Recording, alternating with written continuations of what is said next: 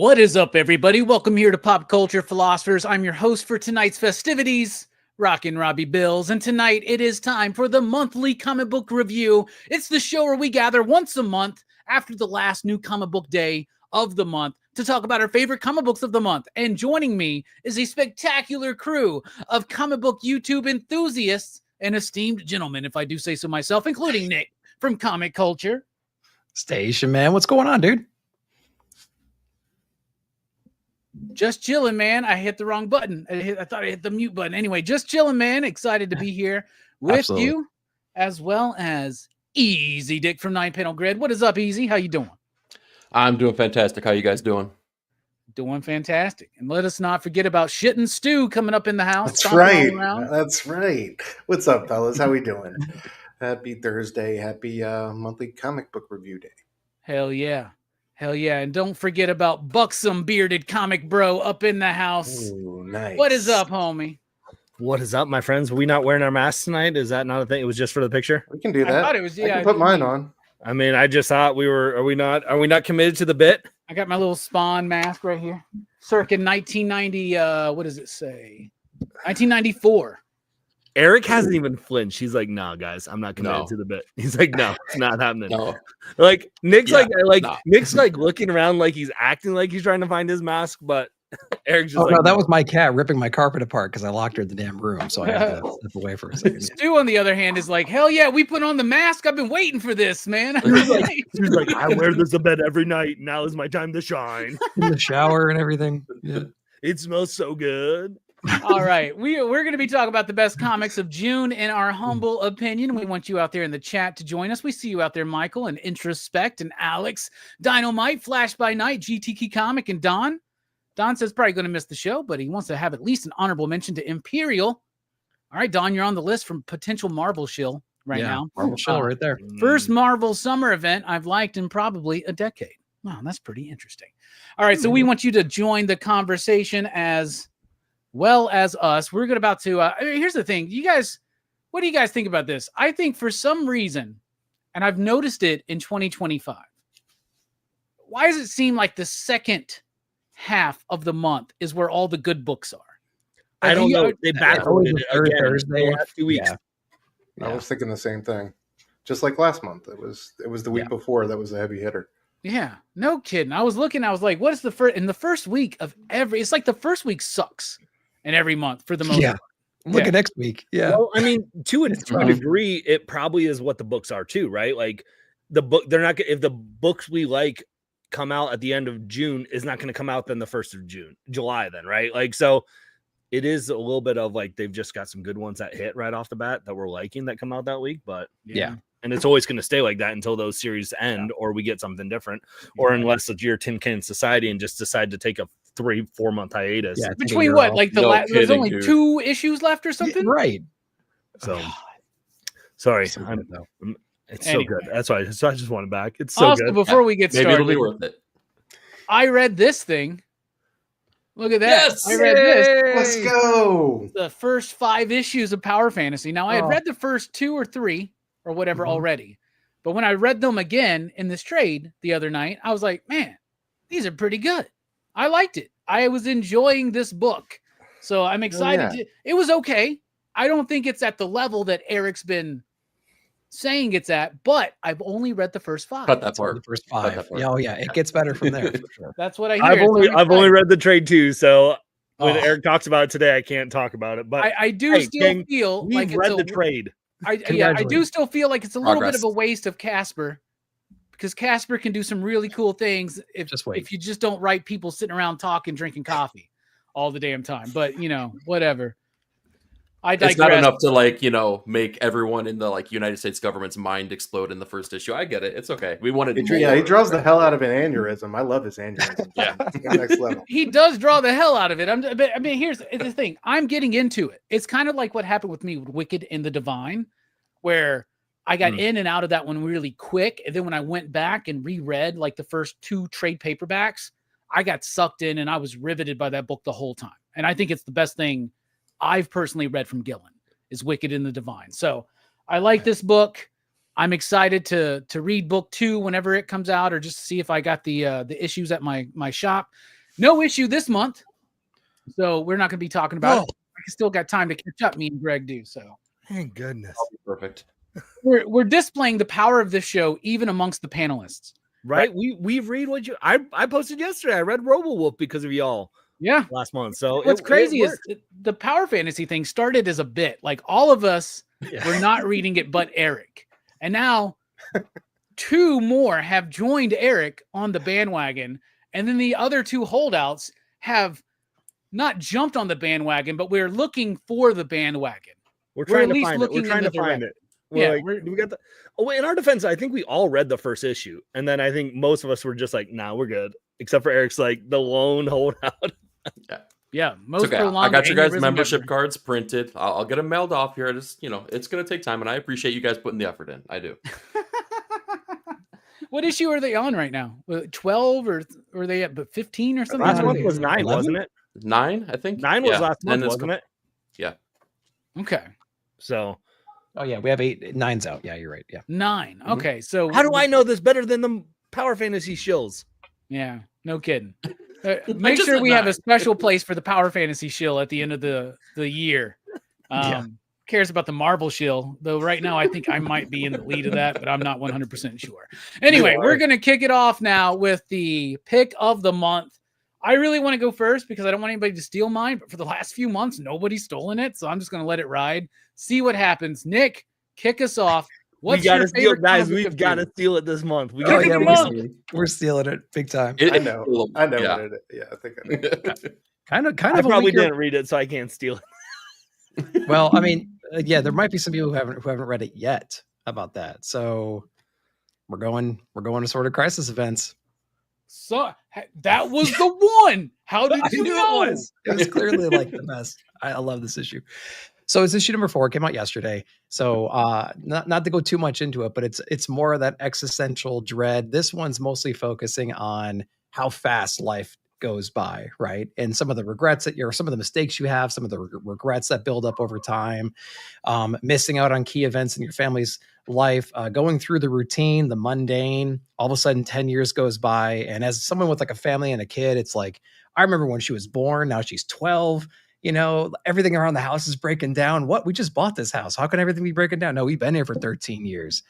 It's like, I'm celebrating 10 years at my job here pretty soon. It's like, I just got hired last week. It's those kinds of conversations and those revelations that haunt the character inside of here. And you can't help but relate to it. And it's just another example of camp doing relatable things, hitting all those notes, the artwork perfectly complementing it as well. The colors inside the book are great. They're minimal. They're impactful. Belair's doing a great job on that. It's a good book. So Haas is on it for the letters. They do their role, right? And it's just one of those books, man. Ice Cream Man is just not out right now. It's coming out every quarter. This book is filling that gap in a slightly different way. It doesn't, it has that existential dread to it, but it's also relatable. They're just doing a great job of filling that gap and just presenting something new as well. So if you're into existential horror kinds of comics, man, Assorted Crisis event is where it's at. I can't say much more about it. Easily my favorite book of the month. Yeah, easily my favorite book of the month. And right now, dude, it's going to take some crazy ass shit to happen to make this not my book of the year at this point. Right. And I know it's early. We're only halfway through the year at this point, but yeah. I'll be honest with you. Most of the years that I've been doing this, we're about to celebrate 10 years, by the way, next week, officially on Pop Culture Philosophers. But in all my time doing this, I pretty much know my favorite comic of the year by June, usually. And, man, this one is such a freaking good book. Every issue gets better, right? Like I thought issue number 1 was great, but issue number 2 blew it away. Yeah. Issue number 3 blew that away. Issue number 4 blows that away. They all feel personal. They all feel real. They all feel very incredibly related, right? Time flying by. All of a sudden you're like, yeah, how long, this has been happening with me. I'm like, man, my washer just broke. What the hell's going on? Well, dude, you've been here, Robbie, like 8 years. Fuck, I've been in this apartment 8 years. Holy shit. I'm the fucking old guy living alone in an apartment, man. Like I'm that guy now. Right. But like it always feels like what I love is Dennis and Eric in the artwork really get across the idea of time flies. Now that's a cliche thing to say. Everybody relates to it, but the way that the way you just ride and coast most days sometimes, and then it gets away from you and you realize, oh, fuck, my 5-year plan should have been done 6 years ago. Right. And the art does such an incredible job with that, man. And just like Ice Cream Man, this book is innovative and experimental. I honestly think it's even more so. Right. Because I think without having the idea of the Ice Cream Man, which W. Maxwell Prince and Martin, they've kind of gotten away from that whole aspect of it right now, right? But this one, the styles change more. And it's the same cat. It's Eric Zawadzki, right? Yeah. Blows my fucking mind. Easily to me, the pick of the month. I agree wholeheartedly, Nick. What do you think, Eric? This issue has without a shadow of a doubt been my favorite issue of the series so far. We're still early on into it, but I think the reason I liked it more so than the previous ones is because the premise was so strong. And is it cliche? Yes, but it has the strength enough to where this could have existed as just a one shot of anything. It didn't have to be an Assorted Crisis Events book. This could have been something that had legs to be an even longer story. This had legs to be anything it wanted to be. It just happened to be that it lives within Assorted Crisis Events. That's the strength of Dennis Camp and his writing prowess that he's putting forth. That's what I really loved about this particular issue. And yeah, it's cliche, but cliches are there for a reason because we all live them. We all go through those things. I mean, heck, we're all content creators on YouTube. I mean, we've all had those moments where we're probably sitting on the couch being like, maybe I should put that video out, but maybe I'd rather read this book, or maybe I'd rather watch the next episode of The Bear, something like that, right? We're not putting forth the effort or the thing. And then all of a sudden, time starts flying by, things go by, or we've all had those moments where, we're just not in the moment, right? We're kind of lost within our own brains. And all of a sudden, that thing that we should be cognizant of that's happening within our family, our job, whatever, totally passes us by and flies by. And this issue just grabs onto that idea and that notion that every single person can relate to so quickly and easily. And yeah, they just did it masterfully. It was a great portrayal of all those things. And then Eric Zawadzki on artwork. Where's this dude been in our lives? How does he just come on the scene just came out and of just nowhere. hit so freaking hard, man? He's in the running. He's one of my favorite artists of 2025. Yeah, I agree 100%. And I've been kind of critical of Jordi Belair over the last few years in particular, but this is some of her best work. Period. I think that's the end of that statement right there. What about you, Stu? Yeah, dude. I'm first of all, I'm here for our monthly review show, turning it into a Dennis Camp love fest each and every month. I just, Guy is my favorite writer doing it right now. So, I want to be on board for this one.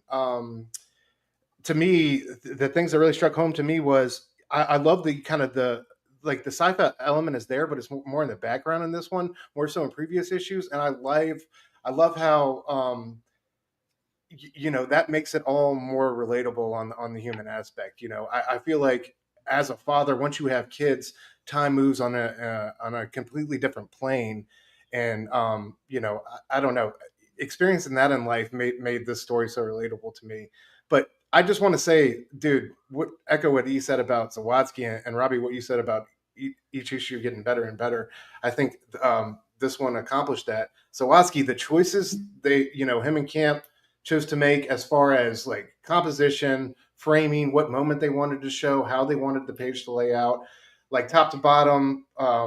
This guy, we're jumping 20 years, putting this guy's whole life in between these covers. It was beautiful, dude. And Jordi Belair, I thought this was their best issue yet. I just love the what was it, the reds and the blacks and the blues, or the reds and blues were very yeah.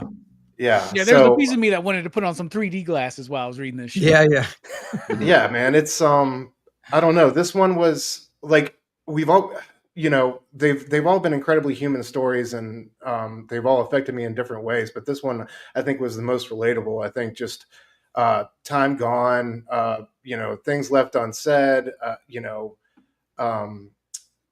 the high hopes you had for something or someone, or not coming to fruition. this one pulled it all the right strings. So it's just such a joy to have Dennis Camp in the industry and just writing so many beautifully constructed books across so many publishers and such a wide spectrum. So yeah, love this guy. I'm not going to name names, but somebody I know in the industry told me one time, hey man, you need to tell your boy Dennis to stop because he's pissing off a lot of people because he's too damn good. He needs to slow the fuck up, man. You know what I'm saying? He's making everybody look bad, and it's what's happening. I've been waiting for Dennis to have this moment to like really pop, man, and I'm glad that this is his year, dude. It's like so he's dope, dude, to see him on Image, Marvel, and DC and doing like completely new and innovative things, but like killing it on the big two and staying true to those properties. Like all the love he's shown to past Marvel books like Morrison and Fraction and the Ultimates, the things he's doing on Manhunter, and then the stories he's telling here, and who knows what other indie things he has coming out. But yeah, it's just incredible how he's able to have so many pans in the fire, as it were. It's crazy what can happen when people make a comic book who just want to make a comic book, right? Like and make it the best comic book of all time. Greg, what about you? And I just noticed your shirt, man. 4 letters, 1 word, yeet. I got you. I mean, listen, this is if Adam Sandler's movie Click was actually good, right? Like, and in comic book form. I'm glad for this show, honestly. The first issue of this did not hook me, and I was kind of hesitant even on the second one. I read 3 literally because I knew you jabronis would be reading it, and I'm like, I got to talk about it. 3 was great. 4 was just as good.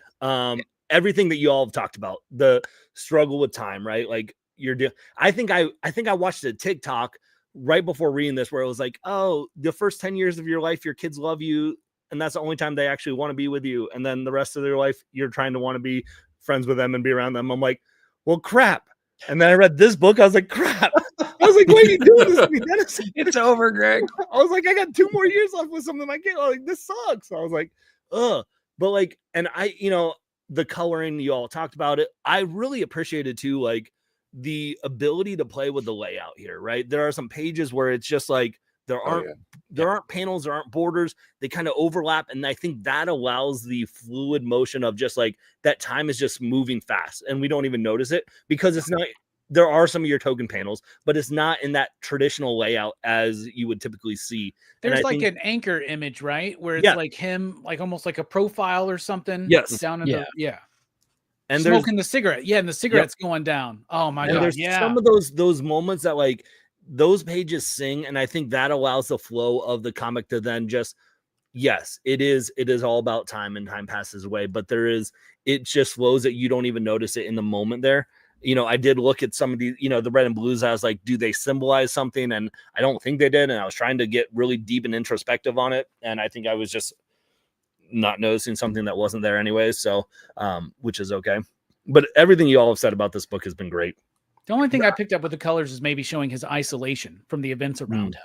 Yeah. And then, in those moments where like, he finally is like, okay, I'm going to catch up. I'm going to get my life together. And then just a lot of times like, oh, too late. Screw you. Like, I was just like, oh my gosh, like those things and those moments, right? He has where he's at his job and he's like, I don't even know why I'm here, but it's too late to ask. And we've all been there, right? Like you've been on a stream with someone on a show where you're like, I've already been on the stream for 20 minutes and I can't ask you what your name is because it's too late now. And he's just caught in that, right? And he's just like, I hope they don't find out why. Like, I don't know why. Turns out they didn't know what I did either. Right. And so like, that's how I feel like on this show. I'm just like, I hope Robbie doesn't like, Robbie's like, why is Greg here? I don't know. I don't know what I'm doing here, but I'm just glad I'm here until they find out what you survived another month because you're wearing a Yeet shirt, man. So there you go. I played a Robbie and that's it. I'll be yeeting in a couple weeks in Birmingham, my first Raw Live event. Hey. I'm very, very excited. I'm glad for this show that kept me into this because I feel like if I wasn't doing this show, I would have dropped off and I would have missed some great comics. So yeah, dude, some of the best of the year, some of the best single issues, just one of the best series, man. I absolutely adore it. Dennis is crushing it. Real quick, we'll just do a quick answer here, but Michael wants to know, what do we like more, Absolute Martian Manhunter or Assorted Crisis events? I say Assorted Crisis events. Nick? I would agree. They're both amazing though. Eric? Yeah, totally different experiences. Assorted Crisis events for me, though. Yeah. Stu? I'm Manhunter. Yeah. Okay, Greg. I'm Ace. I feel like I understand what's going on more on Ace, and Martian Manhunter, I'm a little still more confused. So I need you all to tell me why I should like it more. Has it been hot as fuck for you this week? It has. All right, So I think you can understand the new issue. The newest issue was like, man, you sang that up really well because holy cow, man, we are walking in a. Yeah, if you want to punch somebody when you go out to get the mail, that's what the issue's about. Yeah, no shit. All right, E, it's your turn. What's your pick of the month? I had the pleasure of talking about this issue with Stu just last night, but I have more to say about it. Batman and Robin, Year 1, issue number 8. I think that this is the strongest issue of the series, which is one of the strongest Batman series that I've read in a long time here to date. I love everything that's happening in this issue. I feel like we talk about Mark Waid and Chris Samney and what they're doing every single time this series is brought up, and it's, you know, we can gush over that stuff all day, every day. But I think that it's the progression of the narrative that I appreciate so much about this issue, because early on, the series has been about the learning moments of Bruce and Batman and Dick and Robin.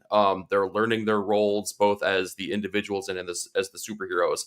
And we're seeing that take hold right here and right now. We're seeing the lessons that have been learned. We're seeing how they can put those into play. And we're seeing the maturation of both identities as they kind of follow those roles. That's what's happening in this. On top of that, Chris Samney is doing things that I have not seen done here. And I think that it plays into the colors of the book as well. But man, when I saw Clayface show up in this book, dude, it was wild, man. The monstrous thing going after Batman here, and having Batman having learned a couple different things, be able to take him on and maybe put him on the run a little bit. This was a fantastic action-oriented book, but it also offered those sincere moments between Batman and Robin here, particularly when you talk about the mythology of Batman and guns. Thought that was a really great moment to highlight in this issue. And yeah, it's, you know, we talk about DC, perennial, evergreen. This is going to be one of those things, man. I can't wait to have a collected edition of this. But this issue was a standout without a shadow of a doubt. Mm-hmm. Yeah, I'm loving it, man. You know, the Year 1 subtitle has become kind of an eye-rolly thing at times.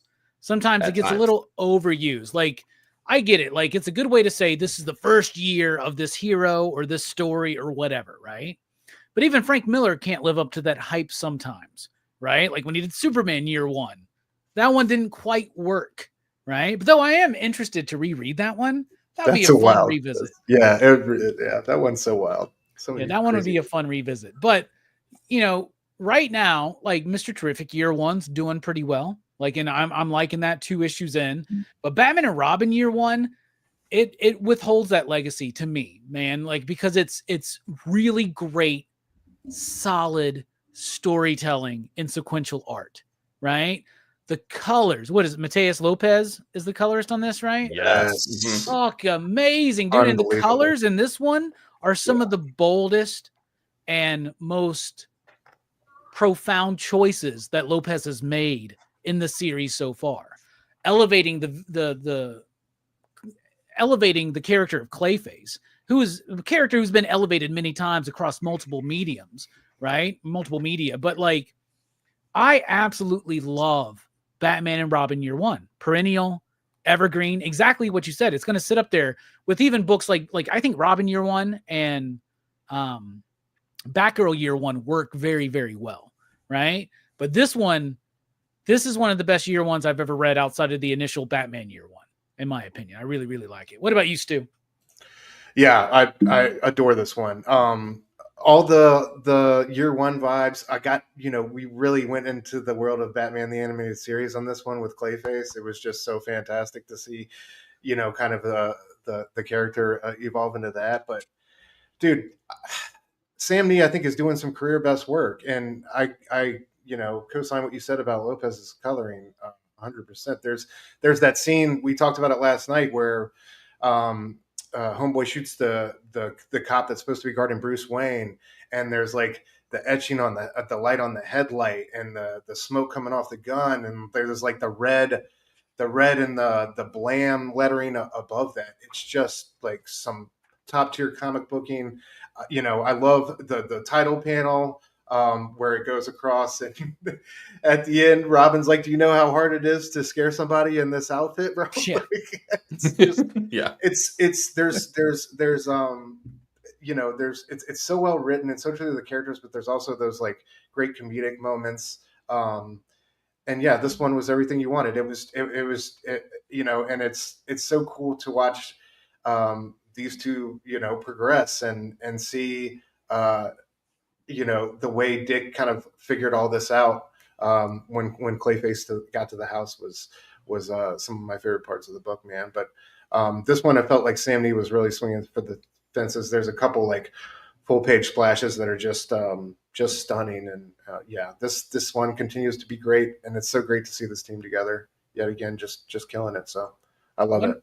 One of my favorite things about the book is, and it harkens back to year one and things like Long Halloween and Dark Victory, right? Because Dark Victory in and of itself is a really good Batman and Robin year one, but they actually don't become Batman and Robin until the end of that series, right? So like, I love that, like, out of all the heroes through all these retcons, especially at DC, Batman has the most like through line, right? You can just be like, oh yeah, read Batman year one, read Long Halloween, read Dark Victory, read Robin year one and Batman and Robin year one, then read Batgirl year one, and then read this, and then, oh yeah, don't forget Killing Joke is going to be in there, and Death in the Family, and like you can actually Court of Owls, throw that in, like it's very much like String it Nightfall together. into No Man's Land and Cataclysm. Like you could thread through a really good arc of Batman and lead any reader up into the modern day.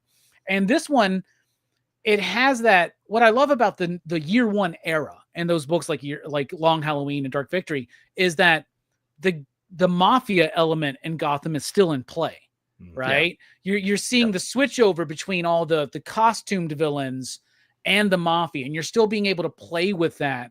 And it's before like Penguin dominates all of crime in Gotham as far as organized crime goes and shit like that, right? So I love playing in that era of Batman. I wish they would kind of make that a little bit more prevalent in modern Batman comics. I think that would still work. Like the fight between the freaks and the mob in a way, right? I think as Falcone says in Long Halloween or something. What about you, Greg? What do you think about this book? Man, this is up there for one of my favorite books of the year right now. Like every issue keeps getting better. Everything you guys have already said about it. It is easily my favorite Batman book on the shelves right now. And I've said this ad nauseum. If you are not reading this because you have Batman overload, this should be the one Batman book you're reading. And I think what works. Yeah, especially if the only Batman book you're reading is Hush too.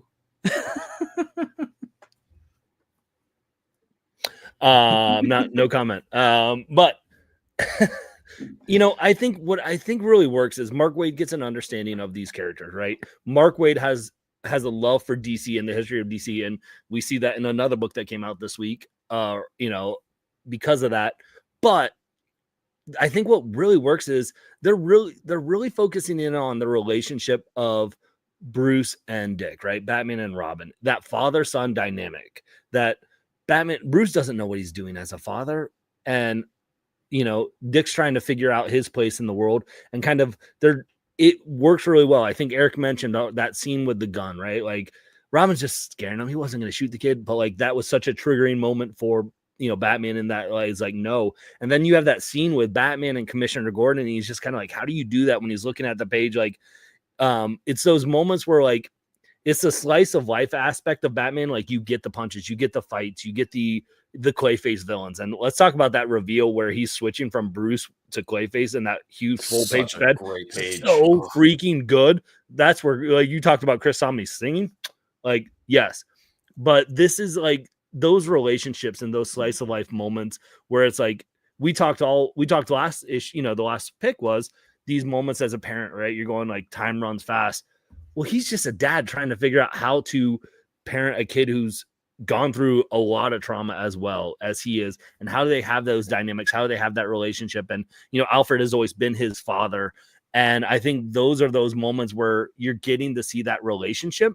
And so to pair that alongside with the action moments, it just has been so much fun. And you can just do so much with this. And I hope this is something that they would continue to go on. I think it was only solicited for 12, and it would be a crime to end there. Oh, it's just 12, but it's not I mean, at least that will be like a A graphic complete novel. story, yes. You Right. can give that to somebody and say, "Hey, read that." But then, like, I just want that. I want that storyline throughout and just continue, because this has been my favorite Batman stuff. Yeah, and Mark Waid's able to do classic feeling stories Mhm. that are anchored in like the past and the way superhero comics used to be written, but still make them feel fresh and modern when he's with the right artist, Right. like Dan Mora or Chris Samney, right? He's really excelling at that right now. It works so freaking well. And when somebody mentioned the animated series, it gives me vibes of Robin's Reckoning. If y'all remember that with two-part, the Tony Zuko. yeah, Yes. yeah, really good stuff, man. What about you, Nick? What are you thinking? No, I mean, I echo everything that's already been said, man. I mean, and I think you just kind of said what I was going to get into as well. It's like, it has that vibe of like an old school Batman book. He's got all the little gadgets, right? The when he's throwing that vial and it smashes on his arm to like solidify his arm and stuff like that. It's got all these little nods to like classic Batman kinds of moments, and just the artwork alone and the coloring is just perfect for it. And it's just like the animated. It's like Batman Animated Adventures comic, like the one that I wanted. You know what I mean? Like I read this and it's like, that was awesome. That's put me right back in the headspace of being a kid, waking up, watching the show. You know what I mean? Eating my cereal, and that's exactly what you get inside the story here too. It's fun. It's got some energy to it, and it's just a really, really good time. And I echo what Greg was saying. Like, if you're not reading any Batman books, this is the book you should be reading, because it's been amazing and you won't regret it. It's got everything you wish you had from when your childhood. So, and if you are only reading Batman Hush 2 right now, don't worry. That book is like going to be stupidly late for the next few issues. So you got money in your budget for Batman and Robin Year One. So definitely check it out. Two great picks so far: Assorted Crisis Events and Batman and Robin Year One, universally loved across the panel and most of the chat. What about you, Stu? Time for pick number 3. What you got? It's time to get back on that Dennis Camp train, fellas. Greg, this one's for you. Absolute Martian Manhunter number 4. You stole my second pick, you asshat. Dennis Camp and Javier Rodriguez.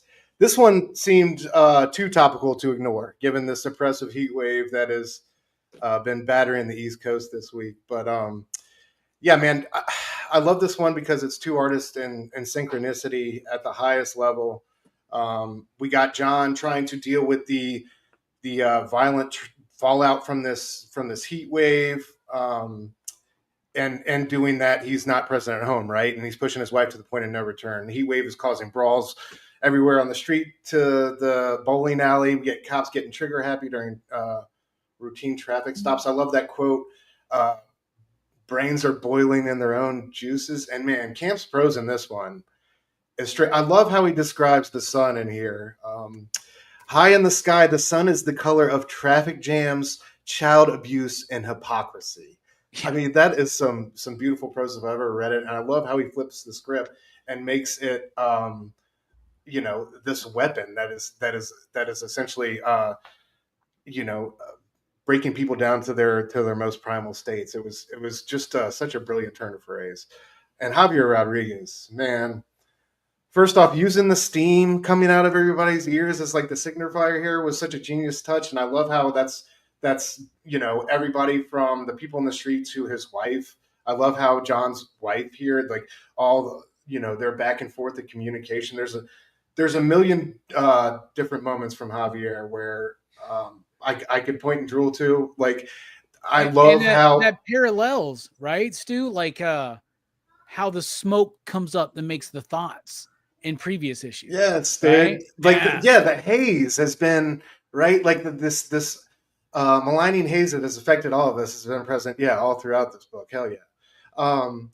But yeah, dude, and I just like the bits with the Martian tinkering with the sun like a combo lock. Like, I love that little bit, and him literally picking up the sun's rays and collecting them. Like, there is so many brilliant moments where Javier told a story with just one little image. There's that one where like the neighbor's literally at war, and the Martian's kind of glancing into that guy's mind with his red eye and giving him this memory of when he was, at his wife's bedside when she was riddled with cancer and the neighbors took care of the kids. It was just that one image, but it was just so beautifully rendered and so effective, man. It's just, moments like that, you read them in comics and you just stop and just marinate in it. And that's what I love. That's what I do it for. For moments like that to really like push my wig back. And this issue did that in every way. And the color work, I mean, everywhere, especially on the back third of the comic, you know, when John's wife finally confronts him, there's that explosion of color when he finds out that she doubts how he feels. We got the color-coded suicide bombers, yellow, blue, and pink, and those like exploding panels as she tells him he needs to stay elsewhere and that she doesn't want a stranger in the house. Man, it was just brilliant in every way, shape, and form. And I just think the way Camp and Javier are working together has been magnificent. You see this Camp doing this with both here and on Assorted Crisis events. I think really, you know, on a whole nother level. So every issue of this book has been spectacular, but this one was like just right on time with the heat wave, and Javier just blew me away. So yeah, Martian Manhunter #4 is my pick of the month. First things first, psychedelic noir. That's freaking cool. That's cool, right? And that promise and premise has been acted on. 4 issues in so far. This was initially supposed to be a 6-issue arc. It has been upgraded to 12. I know it was announced that it was an ongoing, but at least Lunar's telling me it's 12 issues. Secondly, let's look at 3 different Dennis Camp books right now. We got Assorted Crisis Events, which is Dennis doing Dennis with his team. Then we've got this book at DC, which is just fucking killer right now. Just absolutely one of the greatest comics out there. Especially, I think it's the best DC comic of the year so far. I love it. People ask me all the time, what's your favorite absolute book? It's Martian Manhunter. So 100%, right? And it's a book that's not as tied into the ongoing narrative. Like, you don't need to lead into what's going on with Darkseid and the all-in stuff. And you don't need to do that. You can just focus on this book and it kind of exists on its own. Then look at Ultimates. Ultimates is a really solid book and I think one of Marvel's best books. But look at the difference. What would Ultimates be like if it wasn't a Marvel book? Do you know what I'm saying? Like, do you see what I'm trying to get there? Like, that's the one that feels a little bit more held back. Yeah. Just a smidge, right? Yeah. Like, a lot of cool stuff's getting through. Absolute, a lot's getting through. Now, that could be because DC feels a lot more loose for creators. But at the same time, it's Absolute that's kind of under Snyder's bubble. And he's just like, cook.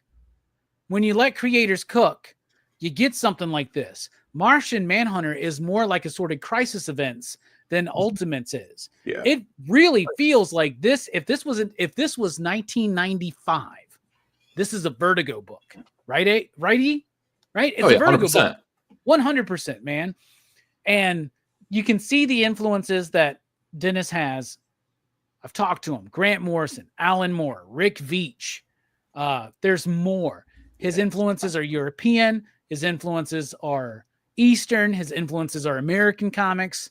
And you can tell that Dennis just loves making good comics. And when he gets a team and he's allowed to do what he can do, you get Absolute Martian Manhunter at DC, which blows my mind how insane it is. Stu mentioned it all. The way he's playing with the sun, the big twist at the end when they realize that the heat wave and all the aggravation because of it is not the actual plan, right? I love the twist on the alien impersonating a human thing. I love like the ultra-terrestrial consciousness that's like infected John Jones, and the White Martian comes across the same way. I like how psychic it is. I like how they're playing with flame and heat, because that was always Martian Manhunter's John's weakness. So I think it's fucking brilliant. I think it's like one of the most brilliant comics out there. What about you, Greg? What do you think? Gang, I don't get it. I'm in the lone wolf. Like, if you go back to when this book first came out, I think I even said the phrase like, I have no idea what's going on in this book, but I love it. I think now 4 issues in, I'm at the stage of I have no idea what's going on, and I don't know what I think. It's a simple story, you see. Like War just between told in a two complex Martians form. and the soul of the world, essentially. Yeah. the artwork is fantastic. For whatever reason, like, and I'm like, I'm glad I'm going third. Stu and Robbie can sell it, and what am I missing? And I get the stuff that you've said, but for whatever reason, it is just not clicking with me. It's all right, man. Where I'm like, I just, it's, like there's that panel, like, which is gorgeous, of like where he's arguing with I think it's his wife, yeah, and she has all the different words, different colors. Oh yeah. Like the artwork, I think I'll stay on the book alone just to look at it, even if I don't know what's going on. Like, it's pretty, like, ooh, pretty colors. Like, I don't know what's happening, but like, that's at least what I'll do. And maybe it'll get there. Which is funny because that was, if you would have asked me the question, that you asked earlier, Robbie, which one, Assorted or Martian, after the first two issues, I would have said Martian. And now I'm like, Assorted 100%. Because I just feel like, even as out there as those stories are, they're a little bit more easier to grasp and comprehend and go through. This just is, the whole concept of the Martian for me, that relationship between John and the Martian, I just don't fully grasp what's happening and going on. And so, like, for me, I'm just like, there's something I'm missing that's not clicking for me. So, and that's not any shade to Dennis. Like, there are definitely creators and stuff that create stuff that I just go, for whatever reason, I'm just not resonating or clicking with. Yeah, it's all good, dude. It happens. It makes sense. Greg, where are you at? You're in Ohio or something? Yeah, and it's hot. What's the THC laws like in Ohio? we can get it. So that's what you're saying. I would suggest. I knew that was I figured that would be like, I'm not reading it the proper way that Robbie's reading this. You gotta read this book stoned as hell, bro. Until you start seeing the white fog coming out. Exactly. It's an instruction manual, not a comic. Dennis wrote this book in Robbie's apartment so he could actually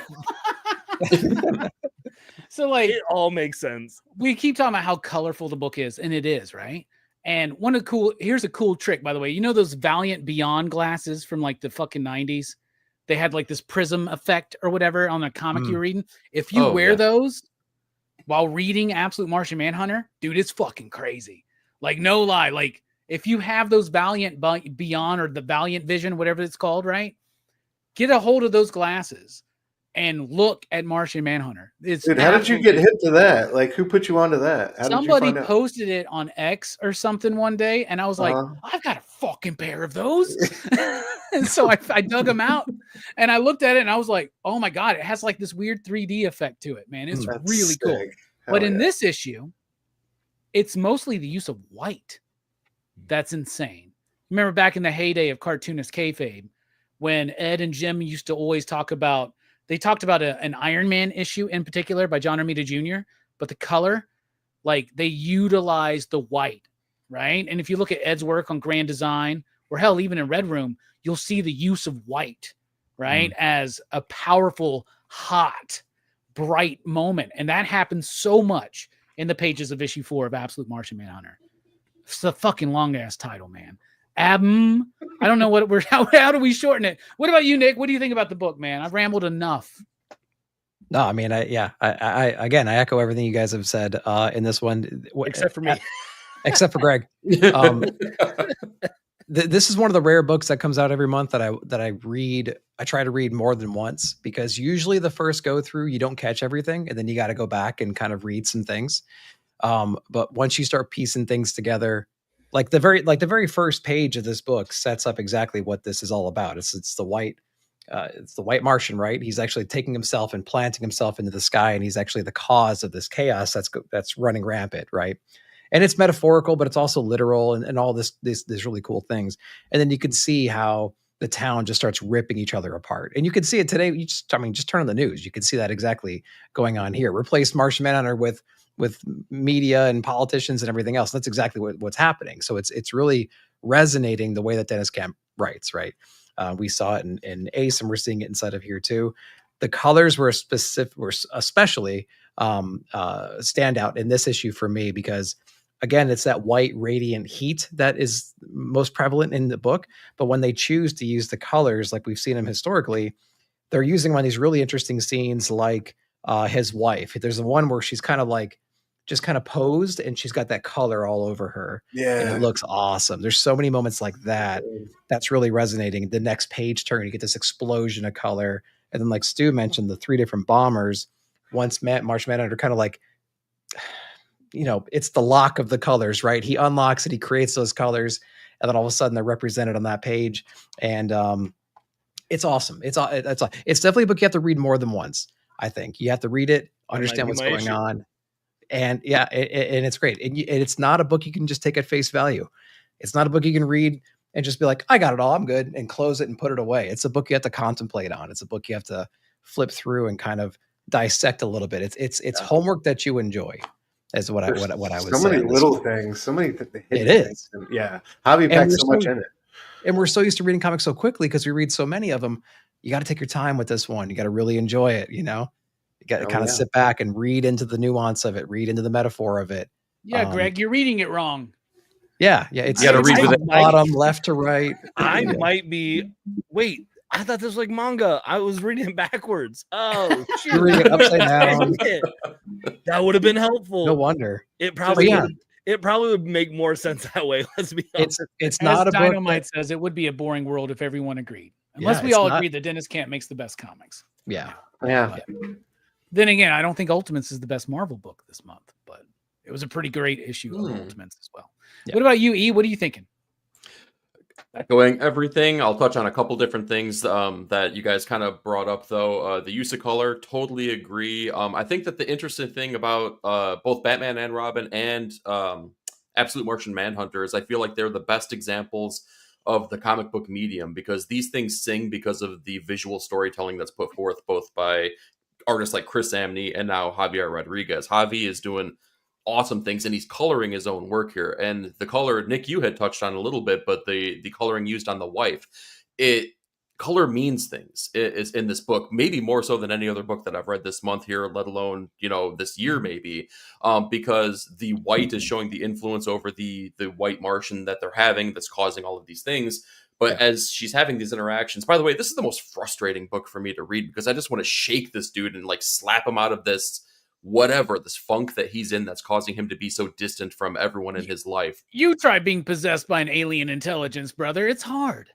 He seems to be dealing with that part of his life A-okay. He seems to be like, I'm good with that, but like being married, I don't know. But then when she has that color, it gives you that feeling like she has had enough with him. She is done with him, and you see the white smoke coming out of her ears, just like everyone else, and shit's gonna go down. But then the use of color shows, hey, the Martian Manhunter is also allowing him to see there's an in here.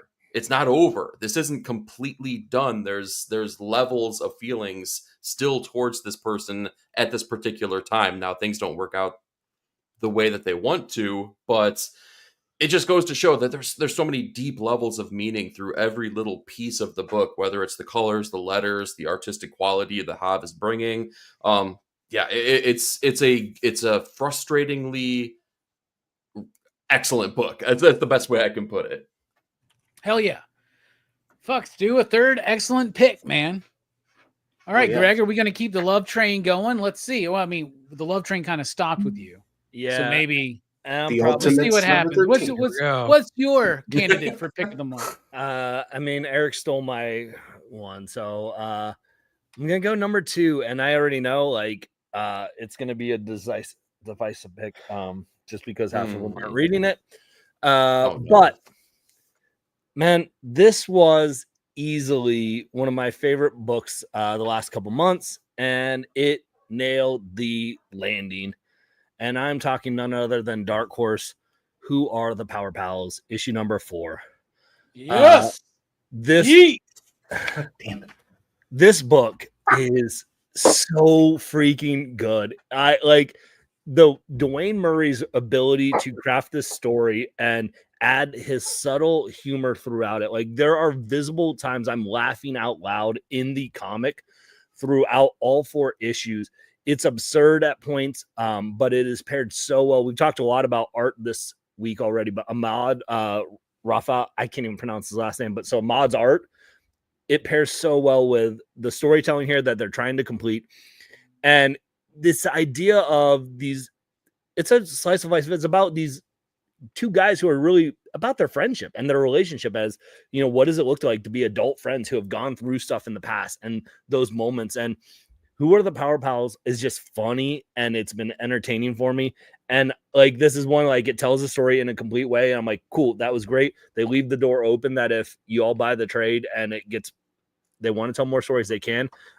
This is just what I like, though, sometimes too. Like, it's a complete difference from anything else we've talked about so far here.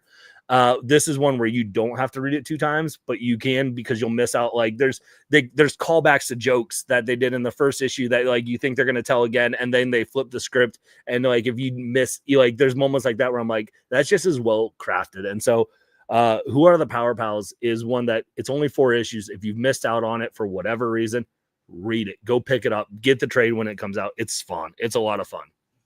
All right. First of all, Bueller's in the house. What's up, Travis? How you doing? Miss Station, you. bro. Love you. We also got Jim Mint up in the house, who's recently dived back in to weekly comic book reviews. So, Jim Mint, you might have to come back here on this show that you kind of started. So that would be fun to have Jim back on the show. Anyway, Who Are the Power Pals? Dude, this book was fucking awesome. All 4 issues were amazing, right? It's a silly premise, right? It's a superhero show that was super hyped back in the 90s. And before 6 episodes even came out, it got canceled. Nobody remembers it, right? But the 2 dudes who were supposed to be the stars are like Hollywood security guards. They find their old wardrobe and equipment, and they become the Power Pals again. And one of them wants to make it like a viral Instagram, TikTok type thing, right? And in the midst of this, you actually have this really charming journey of these 2 friends and their journey through conflict with each other, conflict outside of themselves, and becoming heroes in a way. Ahmad's artwork is absolutely stellar because it captures the emotive quality and the expressiveness that needs to be done in something so silly, because it has silly moments, but it also maintains its weight with the heavier bits. And Dwayne, dialogue is amazing. The dialogue in this book is so fucking good. It literally is dialogue, conversation between 2 characters that makes me laugh out loud as I'm reading. That's a rarity. That's something that's really difficult to do, I think, especially in comic books, right? So that being said, Dwayne also, I left him it's at my shop. I'll try to bring him in for Rockin Robbie Live on Sunday. But Dwayne sent me handmade. He's got those super pogs, right? And a key set, the 2 keys on a chain, the red and the blue one. So Dwayne, you're awesome. Ahmed, you're awesome.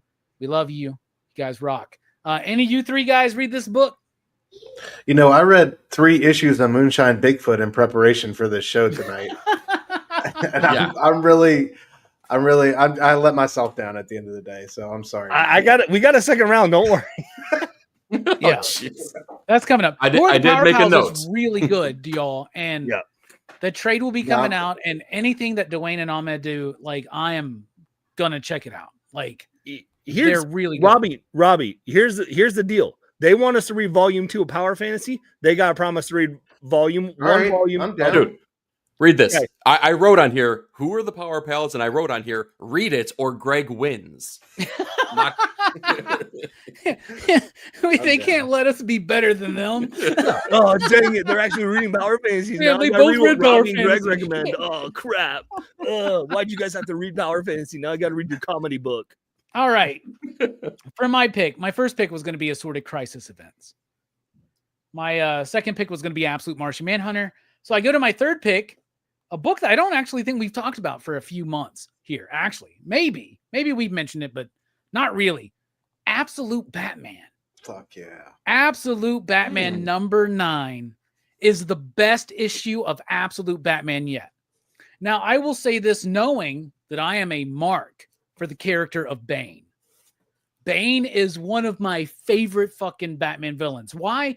Because that was the Batman villain that felt significant, that I was there at the start, right? That meant something to me. I was like, oh my God, finally we get a Batman villain that's not Killer Moth or Firebug or whatever, the Firefly, whatever the fuck. Like there was It's some Firefly. Put some respect on it. fucking Okay, like Scarface it's still and good. No, Fringe. don't you badmouth Scarface.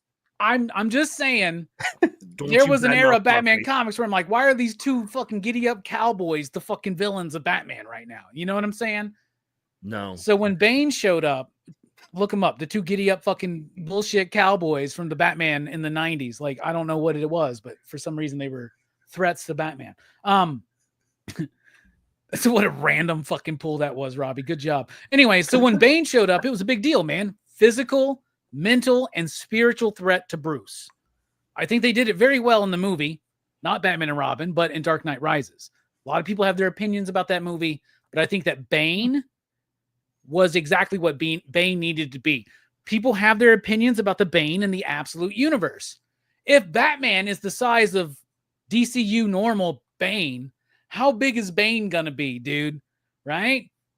And when Graham Nolan first saw the design for Bane, he said it was an abomination. Graham Nolan being the co-creator of Bane, along with Chuck Dixon, I believe, right? Mm-hmm. So Snyder, in a very heelish way, it is the year of the heel, right? Named this story Abomination, which just, I love the troll nature of that. So it also gets an up for that, for me. But when Bane, the way Bane is handled is so badass. And I started thinking about it. Scott's never really written Bane, right? So this is his chance to write Bane, and he's doing a great job with it. And I love the bit where he takes out Batman's limbs and all that shit. And Batman goes, you say blah, blah, blah, blah, blah. You juiced up freak. He goes, juiced up freak? I haven't even used this stuff yet. And dude, when he turns, now let's talk about the true star of this book, Nick Dragotta. Right. When Nick Dragotta is on this book, it absolutely soars. His artwork is always amazing. But now that I think the story, or at least the character of Bane, through Scott Snyder's usage of this character and adaptation, has made this absolutely my favorite issue of Absolute Batman. What do you think, Nick? Yeah, I totally agree. They did a great job of kind of pulling us out of the previous arc where we're up against Freeze. If you remember at the beginning of this issue, we get that impressive moment where we meet Bane for the first time, taking on some international thugs, things like that, kind of pulling the strings behind the scenes. We also get a little touch base with Batman, though, kicking some ass, taking out tons of these dudes, kicking guys, just showing his force again, right? Showing how throwing his weight around, things like that. So we have a really cool introduction at the beginning of the issue, showcasing how badass both of these guys are. But like you pointed out, Robbie, at the very, very end of this, when he does juice up, man, that body horror kicks in, that scream that he kind of lets out. There's a side profile shot of Bane when he's juicing up. It was like a horror book real quick, man. And I love a Batman book where he's up against impossible odds like this. We get some things, like that from time to time, but this book, this villain, he certainly feels like completely helpless against, and that's exactly a Bane character, right? So I really, really like this one, especially coming out of that last arc. This one starts off really, really strong. The mystery behind the real Arkham as well. That's a cool little, not only play on words, but like it's an interesting story as well. Yeah. He uncovers that in the catacombs or whatever. It's way bigger than he thinks. There's a lot of secretive stuff going on around that. And I just think they're having a lot of cool concepts all rolling at the same time inside this book. So yeah, really, really impressed with this issue. Yeah, I absolutely love it. And I love that Nick is able to do his Frank Miller and his manga kind of thing together. It really fucking works, man. Yeah. And Bane feels so big and large. And I mean, honestly, you look at it, it's stupid as shit, right? But here's the thing, man. Graham Nolan, say whatever the fuck you want, right? Kelly Jones was doing Batman covers at that time. Did you call that an abomination? I was about to say, like, Bane's an abomination by nature. Like, fuck out of here with that shit. Yeah, no shit, man. What do you know, co-creator? By the way, Graham did always draw him the smallest and the most pussy. So there you go. All right, that's what we think about you, Graham Nolan. What about you, E? What do you think about the book? I think I need you guys' help on this one, honestly. I think it's a perfectly fine issue. I had no problems with it. Dragotta's artwork was really awesome. I thought the action pieces definitely worked. It was like enjoyable, but part of the reason I like what they're doing in Absolute is the differences and like the changes that they're making and the interesting, I don't know, aspects that they're employing with all these different characters. And to me, the introduction to Bane felt just so normal and Bane-ish. And I'm like, well, okay, like, cool, we've gotten that. Like, and this is, I had fun with it, but it didn't strike me as something that was like really bold and exciting and new. It just felt kind of all right. Like, so it was a good issue to me, but like, what am I missing then? I mean, is the body horror really the angle that I should be looking at to be like, ooh, that's the reason why? My initial thought after hearing that is, what I would say is because Bane's not the overarching villain in this storyline that they're trying to tell.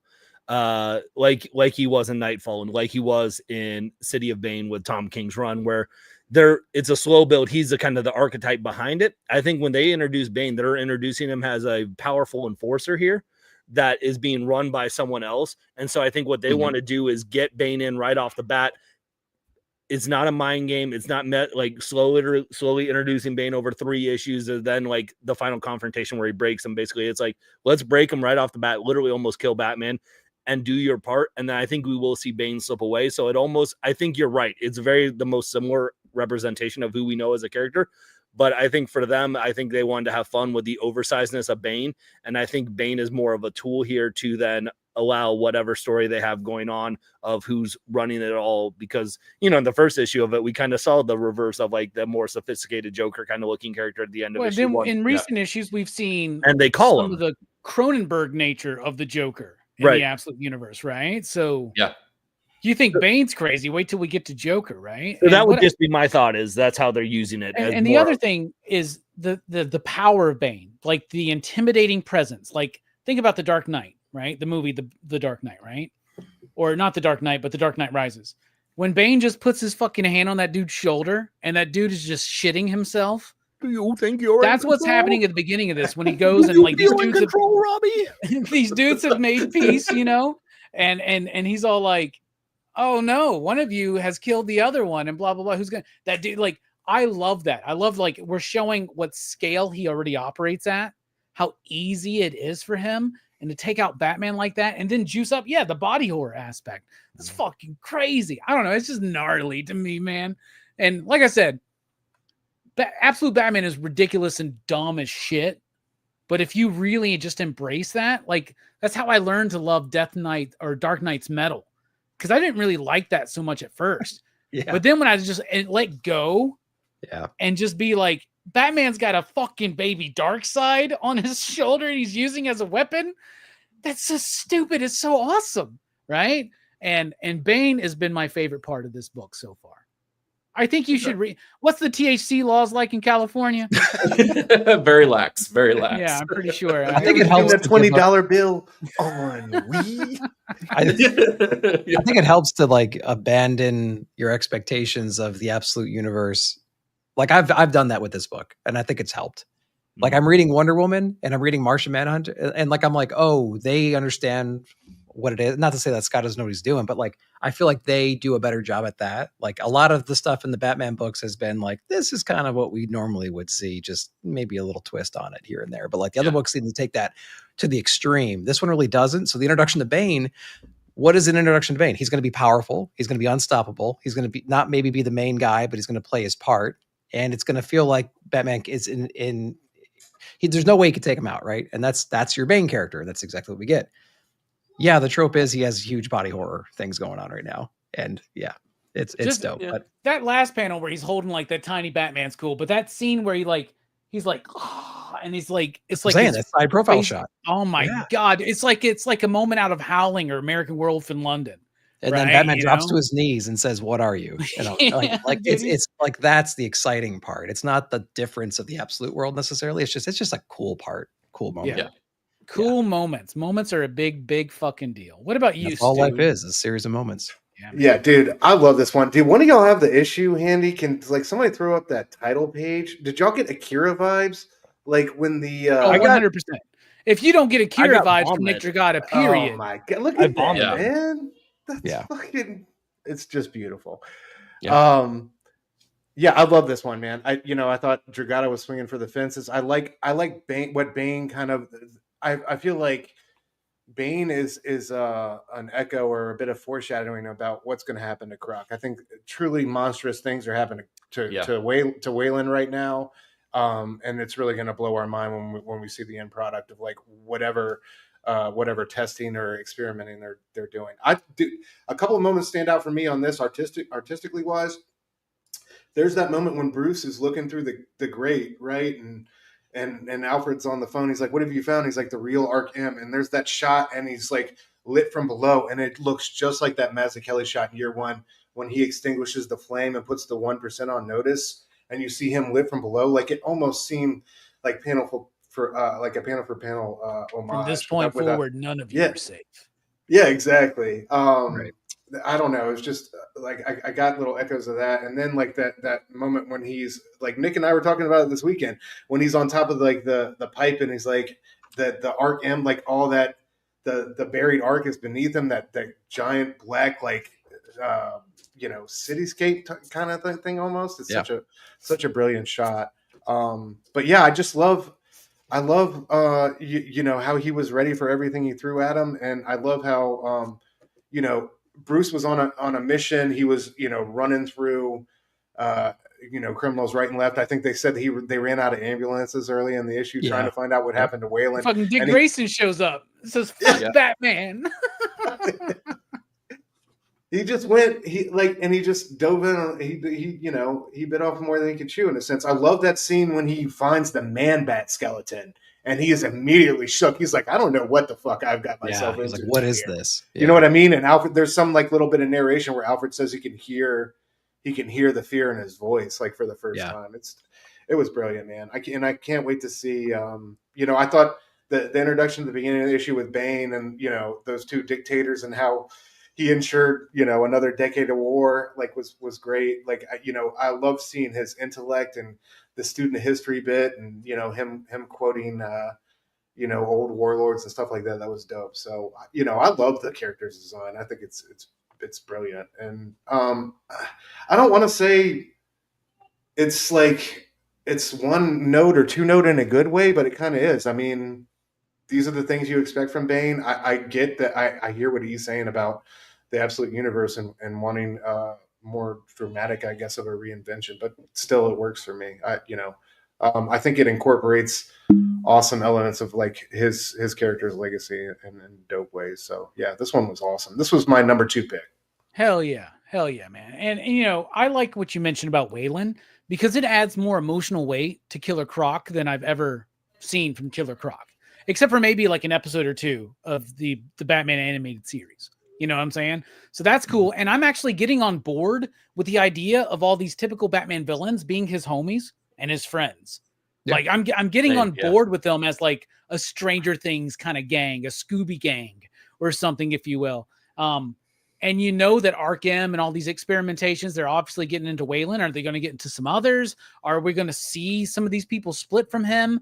Are we going to see Two-Face or is he just going to be Harvey? It adds interesting unusual context to some of these relationships, right? And then also, don't forget in this issue, they reveal that Bruce has fucked Selena on a bed of money. That was fire. I love that flashback. That was because in the proper DCU, you got to question if Batman's ever had sex, except for the fact that Damian exists. So, but he was drugged that night. So anyway. No, Tom King had him do it on the roof. Well, since then, but before that, I mean, there used to be this big thing in the early days of the internet where people would be like, Bruce Wayne is a virgin. Prove me wrong. And I'd be like, no, Bruce Wayne's a virgin. He's so pent up all every night. But then I was like, no, that kind of makes sense. What about you, Craig? What do you think about the book? Bat number 9. Oh, I didn't even realize I haven't gone yet because I feel like I've talked so much still already.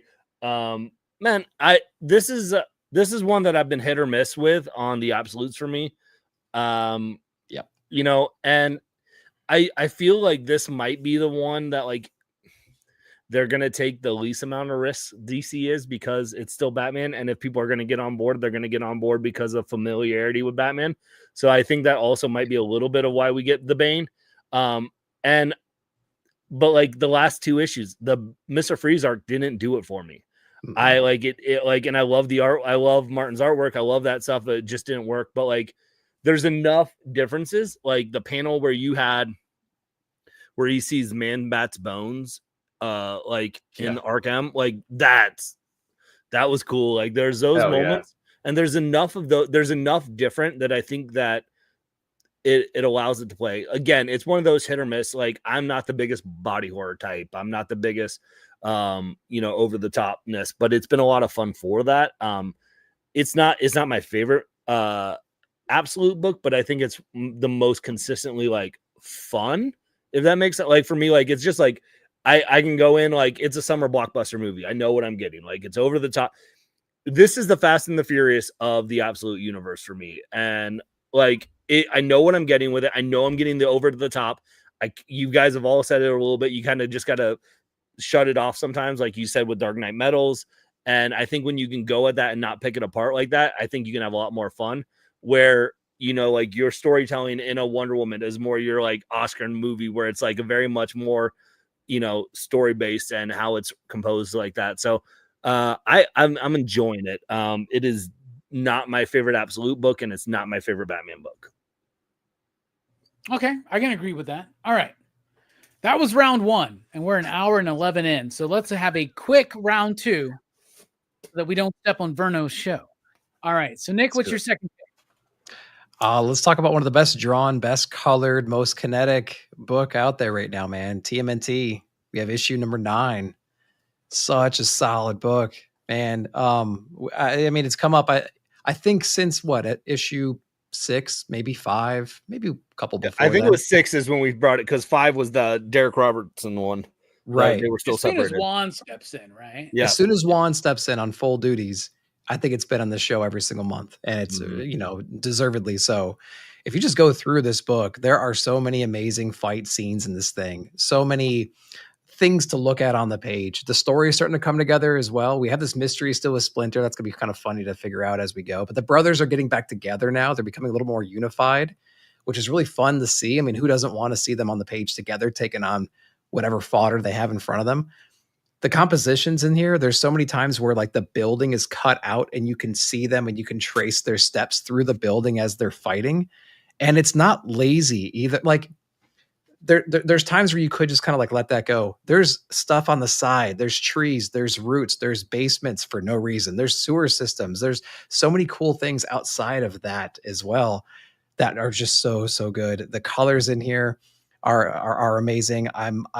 I'm just kind of at all at this book, to be honest with you. If you told me like on issue 2 or 3 that it would become one of my favorite books, it would be like my pick of the month almost, I'd be like, this book really is not going anywhere right now. You know what I mean? And I'm really excited that he's pulled it together. We got the brothers together right now. The story's starting to gel a little bit more. April's going to be playing a more significant role coming up very soon too. And I'm just so happy that this book went from like the bottom of my pile and now it's the top of the pile. And it's just incredible. I'm loving it. It's great. And that cutaway bit, right? Did you notice it kind of feels like the NES TMNT game, right? Oh, for Where sure. He's like going through the levels and shit. That's so dope. But also, did any of y'all pick up the hardcover version of 1 through 6? The hardcover version and the soft cover is out. Hardcover has a lot of back material. I haven't cracked this open yet to take a look at it yet, but man, I'm really stoked for this. And next time I meet Jason, right here, man, and Juan Ferreira, fucking the all-star of this book right now, man. Quick thoughts, Eric. What do you think? Yeah, I'll echo what you said about the NES game. It reminds me of arguably one of the best toy sets of my childhood, which was the sewer play set, man. Like setting up all the turtles right there. Complete, yes, man. Yes. Oh, so freaking good. Again, like I'm shocked that I'm enjoying this book as much as I am. I'm looking at the second Wednesday here, and it ranked, like I'm looking at like 6 issues that week that could have been the top pick of that week's comics. And this is absolutely amongst them. Juan's doing great work.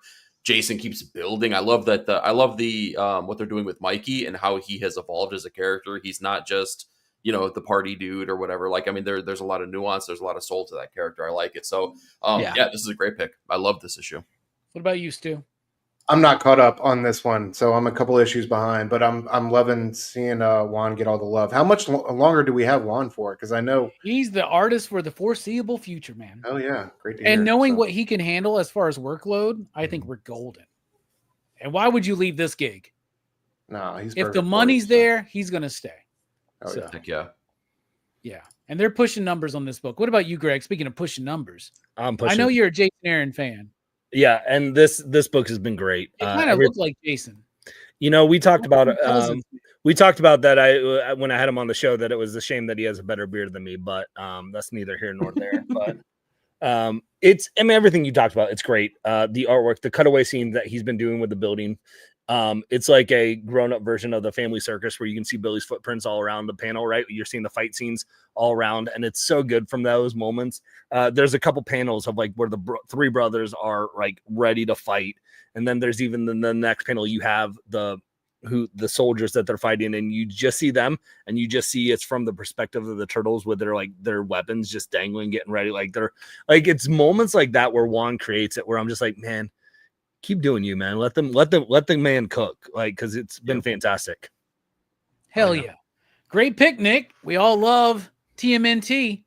Y'all, if you're not reading it, check it out. Seriously, read it. I think if they would have released this and then we continued on, more people would have been on from the start, but it's building that momentum.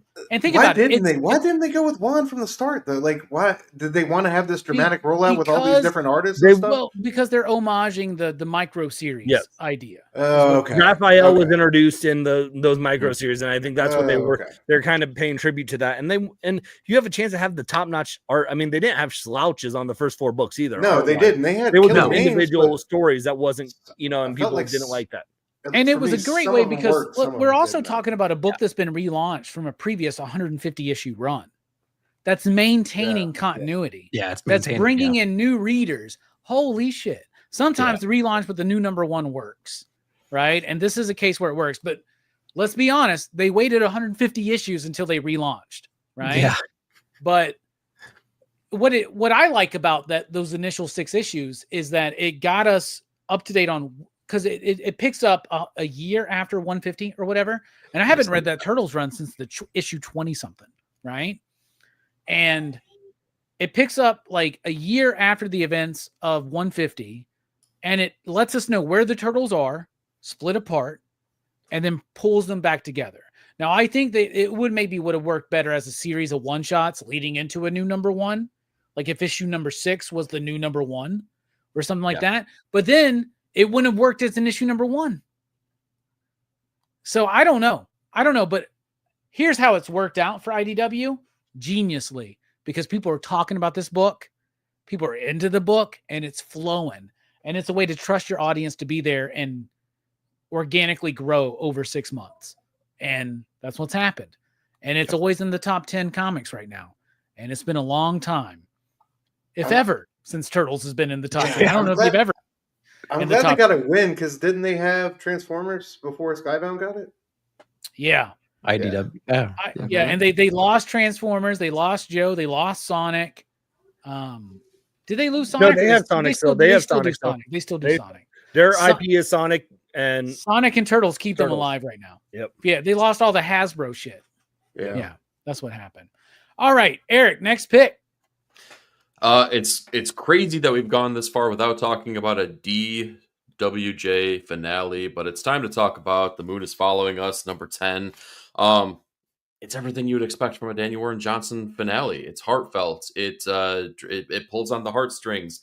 It delivers surprising things, both action-packed and heartfelt. It's a really good finale. I wouldn't say that it's his best work as to date, but it delivers everything that you would want. Like it is such a pleasing experience here. Riley Rossmo, I think he's gotten better with each issue. There's maybe only 1 or 2 issues through the series where I was just like, that was all right. But for the most part, he did stunning work. I think he did his best work here. Particularly, this double page spread here is freaking awesome with the daughter character. Oh yeah, and I'll show it one more time. With the blanket, yeah, exactly. And I think that the story unfolds and tells a lot of storytelling within this last issue, where it shows the changes that the parents have to go through, the generational trauma that they put on their child, the things that they didn't know that they had grown from their child, and how strong she is as a character herself.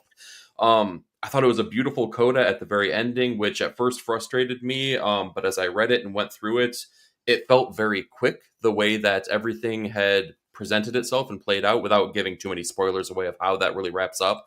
But if you know what happens at the end, those events tend to happen very quickly and without notice. And that's exactly how it kind of plays out in the comic book. So in a way, that frustration turned into beauty, and I really enjoyed how they were able to kind of put the bow on it and land that plane. So that's my pick.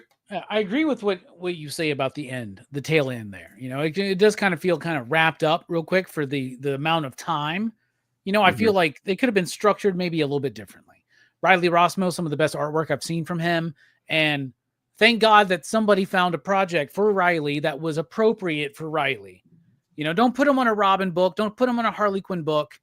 Yeah. It's not going to work. You know what I'm saying? But if you put him on first time I ever saw his work was a book called Green Wake. Beautiful fucking book. His artwork is perfect for that because it's like a fantasy world underneath our own and shit like that. Green Wake. Everybody go look that up. It came out from Image several years ago. Curtis J. Weeb or Weibe or something. I don't remember his name. He was the guy that did Peter Panzerfaust. If anybody remembers that book, I think it was the same writer.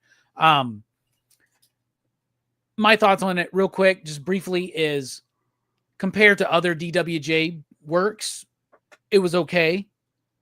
Compared to other comics, it was great. So, Yes. you know what I'm saying? So put. there you go. Stu, what do you think? And lead us on through, if you will. Yeah, man, another DWJ finale, another good cry with the book. I definitely got a good cry out of this one. Definitely the emotional payoff. Highlights for me were Rossmo getting very violent there before our character kind of turned and discovered their power set. But yeah, I just love that turn from Rossmo. I hadn't really seen that in such gory detail in a minute in the series. And then of course the end, man. The way they the mirror the beginning of the story with the end, with those panels on those pages on the bridge, I just thought was immaculate storytelling, and beautifully rendered, and just a great ending. So a great pick, definitely high up on my list for the month. Greg, how about you, bro? Well, speaking of great pick, that's me. But no, No. Moon is Following Us has been great. We haven't talked about it on the show a lot.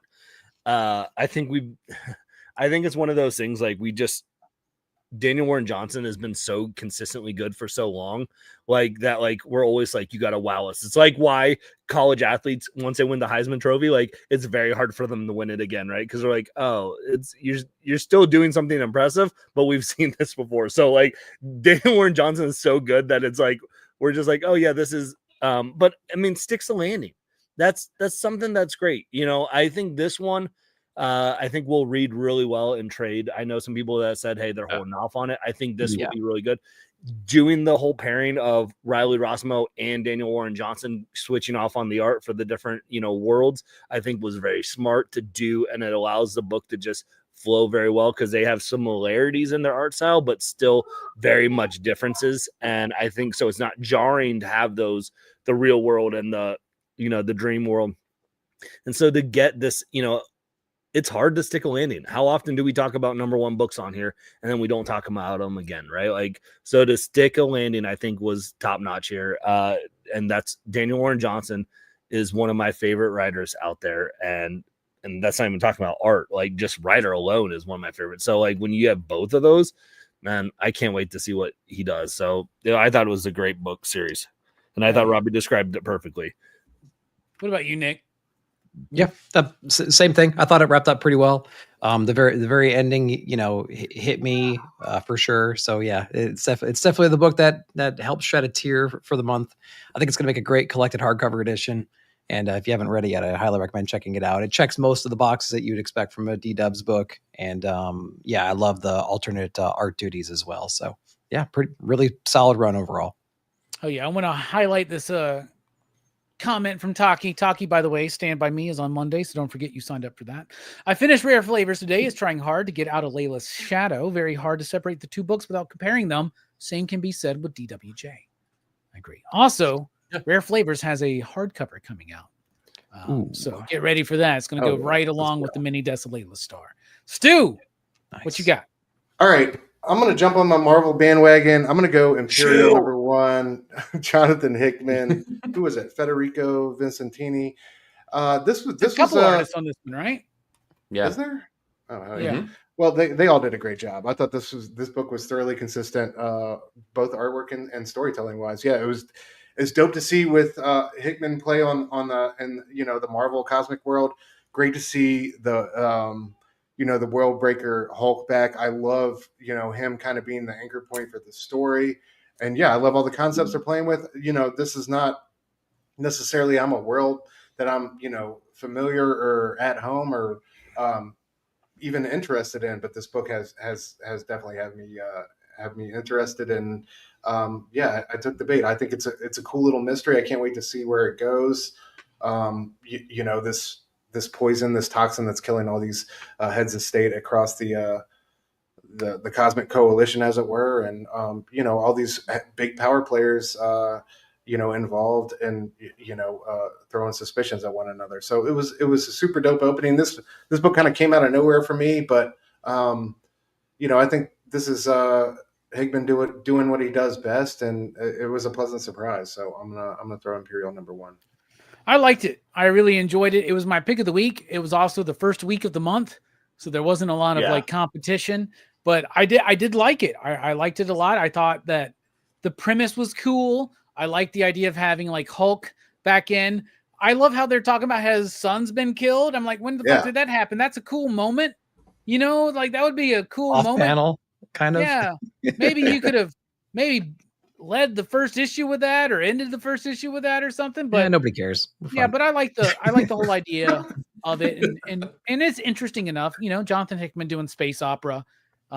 It's interesting enough. What about you, Greg? What'd you think? I mean, let's be honest. I saw Stu and Eric talking about this, so I knew they were going to talk about it. But I played the card that Nick was going to suggest it first, being the Marvel shill, and then by the time it got around to me, I would be like, I didn't read it, and I don't have anything to contribute, so I didn't read it. I don't have anything to contribute. So, so your fear of being that's like shill. A lot of chess you're playing before you can get to the book. Yeah, he's playing 3-dimensional chess, motherfucker. Yeah. Just enough to read I looked at it again today at the store. I'm like, because I was like, Hickman doesn't do it for me, and I was just like, I'm not going to be able to add anything to the conversation, even if I read it. So I didn't read it. Did it not feel like one of the most like basic event level Hickman books though? Like there were no like infographics, there was no like charts. I think the complexity of the story, it was there, but yeah, I like how Robbie's saying like, didn't he dumb it down enough that Bearden might actually like this one? Like he toned it down. He brought the intelligence level down. What are the THC laws in Ohio?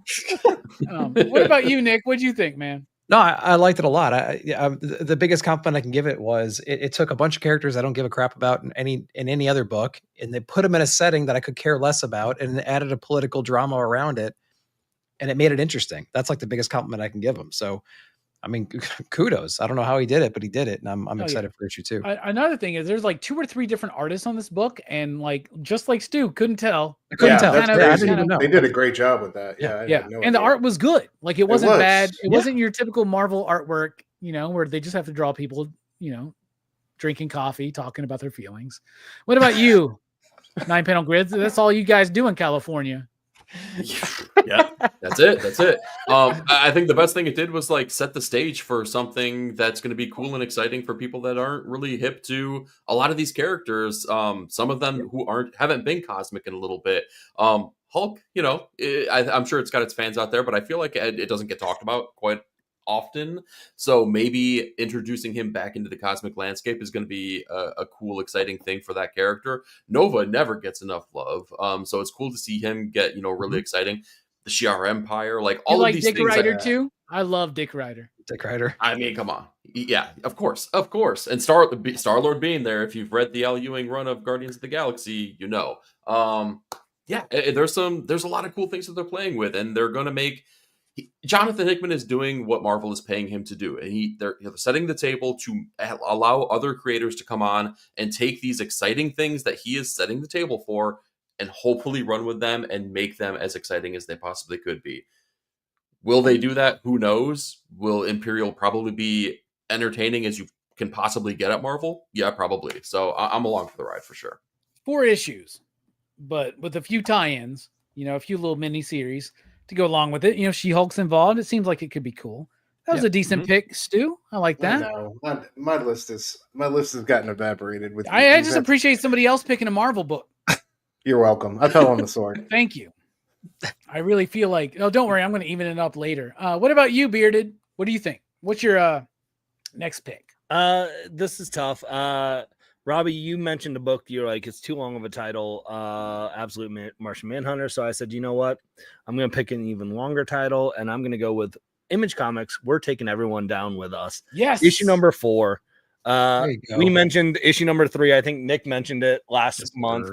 And this is a book that has continued to build off of it. I think I was higher up on issue number 1 than a lot of people, but I think as Matthew Rosenberg has been able to build out this universe and this world, it gets more intriguing, more compelling without losing the thread lines that, you want. This feels like a throwback to a, old school, like 1960s James Bond movie, but you're looking at it from like Dr. No's perspective, right? Like you're looking at it from the villain's perspective. And I love the dynamic between the father robot / and the daughter, and those moments of, like he literally attaches an arm at the beginning of this book to her, like, and have those moments of like those dialogues, and where she still is a kid and doesn't understand the consequences to her actions that will put them in danger, and the robot still doesn't know how to handle this kid because the kid hasn't had interaction with the kid most of her life. And so like there's these moments that are like really impactful that I just think Matthew Rosenberg is doing great. And you pair that then with the artwork and the feel of this book, I think the world building gets better and better each issue. So I love this book, and I said this on my weekly comic book review, and I will still stand by this. This is the best Matthew Rosenberg book I've ever read. Yeah. And I've read 4 Kids Walk into a Bank, and he had a really fun run on Punisher where he took the War Machine armor. He's done some interesting things, some fun things at the big 2. DC versus Vampires is pretty good right now, but we're taking everyone down with us. It's amazing. Who's the artist on this book? It's Lynn Deeney. And then we have Wordy on the colors, and of course Haas. The colors are amazing. The lettering is amazing. The art's amazing. The story is fucking great. The dialogue is snappy. Yeah. It's got emotion, but it's got charm. It's got that Rosenberg wit, but it's got the weight of the emotional ties between the characters, right? And like, it's one of those stories where typically I'd be pissed. Like, is she not supposed to know that she still doesn't know this is her dad's consciousness in this fucking robot? Yeah. Right, right. But now, like, it actually, it works. I really, really like it. What do you think, Nick? Yeah, I think if it continues the pace that it's on right now, it's going to be in the top, 5 to 10 range, I think, potentially for the year, if it continues what it's been doing for the first 4 issues. Yeah, I love the issue. The colors, especially, it really puts you back into that old spy thriller vibe kind of a thing. The style of the cars and the people. Very gold key cover. Right? Yeah. Yeah. Oh, I love the cover. Yeah. Cover A has been solid on this run for sure. Yeah, I love it. It's like you said, it's got that snap, it's got that wit, it's got that heaviness to it. It's violent. I love the villains. The villains are all cool and intriguing and stupid at the same time. It's really it's a funny read, but you enjoy the high stakes and you love all the emotion in it. And a nice little twist in this issue where we think one person did something, but it turns out they didn't. Right? Yeah. And like it recontextualizes it keeps you guessing. Yeah. What about you, E? Yeah, dude, the impulsiveness of Annalise is so enjoyable to read. It's kind of silly because in the moment you'd be like, "Son of a bitch, stop it! Don't do that! I just told you not to do it." But I love seeing her do it anyway, to the frustration of her father robot character.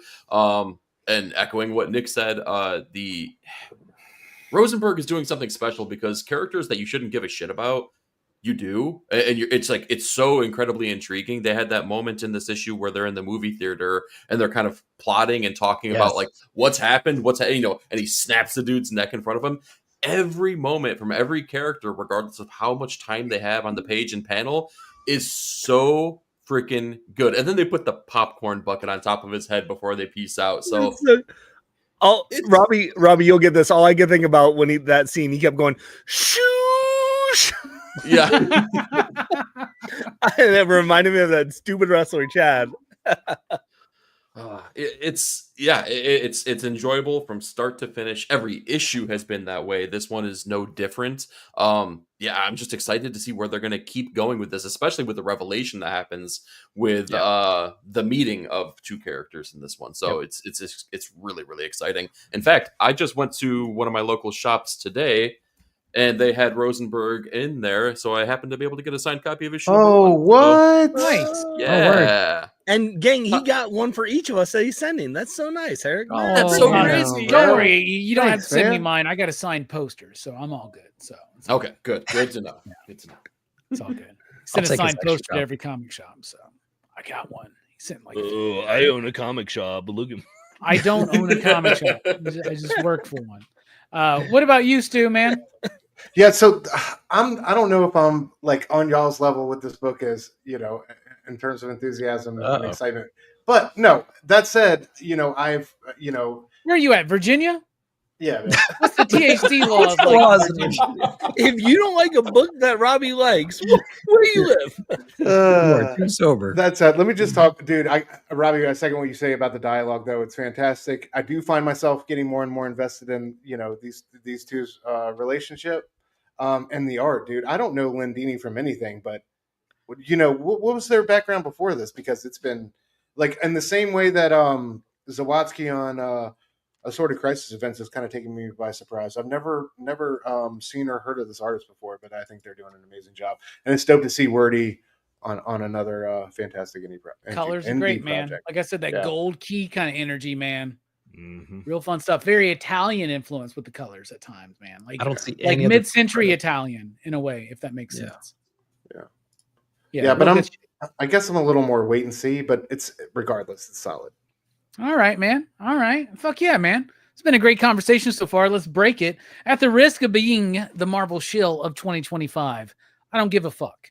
Because one of the things we've talked about tonight, I wrote it down.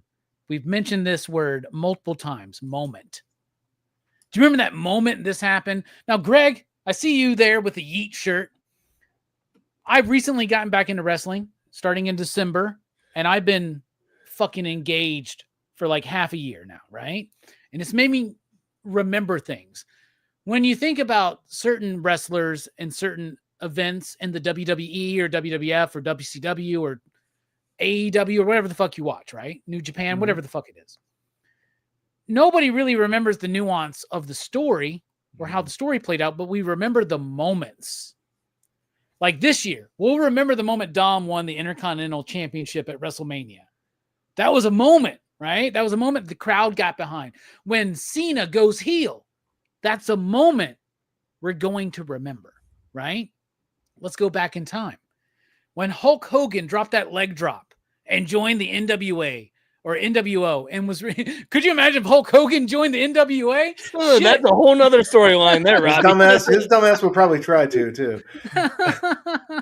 But anyway, that moment when he joins the NWO, he's revealed as the third man. Wrestling is made of moments. So is comics.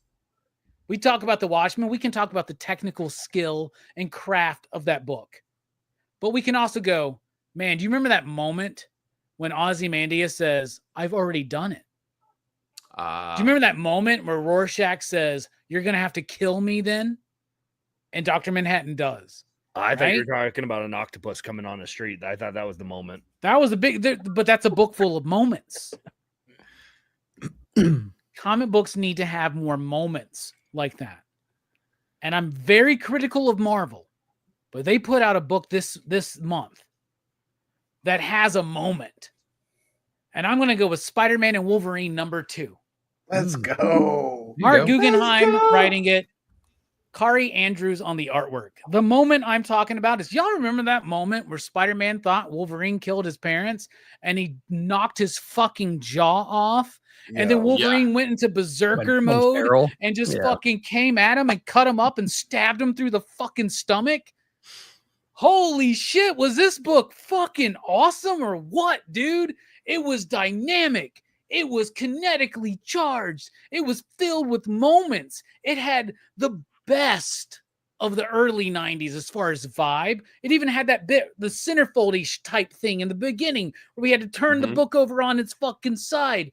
Dude, this is amazing. I love this book so fucking much. Are they ripping off the plot of Winter Soldier? Yeah. Who gives a shit? Because Kari Andrews is rendering the fuck out of this book. And this book was the most exciting Marvel comic I've read in years. Y'all, it was exciting. It was thrilling. It made me feel like a fucking 10-year-old again. Spider-Man and Wolverine. Y'all need to read this shit. 2 issues in, I think it's Marvel's most dynamic book. What about you, E? I'm sorry, I skipped Nick. Nick, you start us off. I'm sorry. You skipped the Marvel shill. Oh no. I love this one too. Every single page was such a fun time, man. There's so much action over here. You spent the whole time just like scanning around, just seeing all the nuance behind everything. And yeah, it was the most fast-paced, action-packed issue for sure that I've read in a very long time. And it's full of emotion and anger and just revelation and confusion. Carrie Andrews, killing it in this one. Hell yeah. What about you, E? Yeah, you called it that moment. I when I was flipping that page open and I saw the jaw just swing over to the other side of the freaking page. Yeah, that's a moment for sure. The artwork is stunning in this. I mean, the issue, it was exactly what you would expect from it. It was fight from page 1 to page 22, but I'm totally fine with it in the context of this, of what they're trying to accomplish in this issue. That's what this is about. You're supposed to be having fun. Comics can be fun.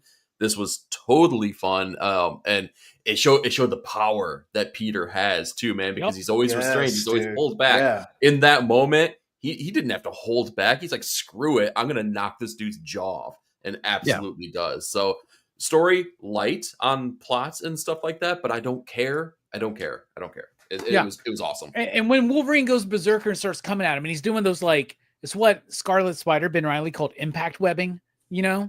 Yeah. And you can feel it. You feel like you feel it, dude. And like, yeah, the power of Spider-Man. Also, Andrews is able to draw Spider-Man menacing. And that's super cool. Stu, what do you think?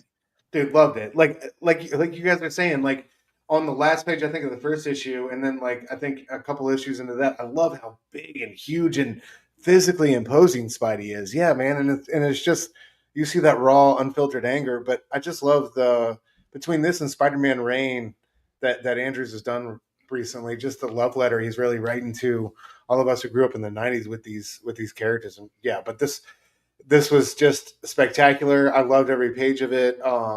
Just so many pages you just take your time with, like we were talking about with some of the books before.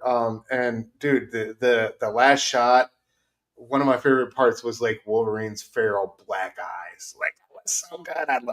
That's what you read comic books for, man. And like you said, if you grew up in the 90s, this one can't help but hit you in the feels. So great pick. Oh yeah. Greg, you got thoughts? Man, Robbie, you started this talk with wrestling. I'm going to end this talk with wrestling, right? Wrestling, you got Monday Night Raw. You've got SmackDown Friday nights. You've got the pay-per-views. You've got AW. You've got all these shows that you want to stay into it. You want to know. And I can't keep up to date with all these wrestling things, right? So when a buddy tells me, hey, man, you missed this moment. R-Truth had a moment. What I do, I go look on YouTube when I miss that Netflix Raw, right? I'm going to go look on Google and see that panel because I didn't read this book, but I'm sure it was a great moment. There's nothing better than seeing Wolverine jumping at Spider-Man with his jaw hanging off. And then like a few pages I'll later, look at the panel, I'm like, that's back. A cool moment. And I'll appreciate it. I'll be glad that you shared that moment with me and then be happy I still have my $4.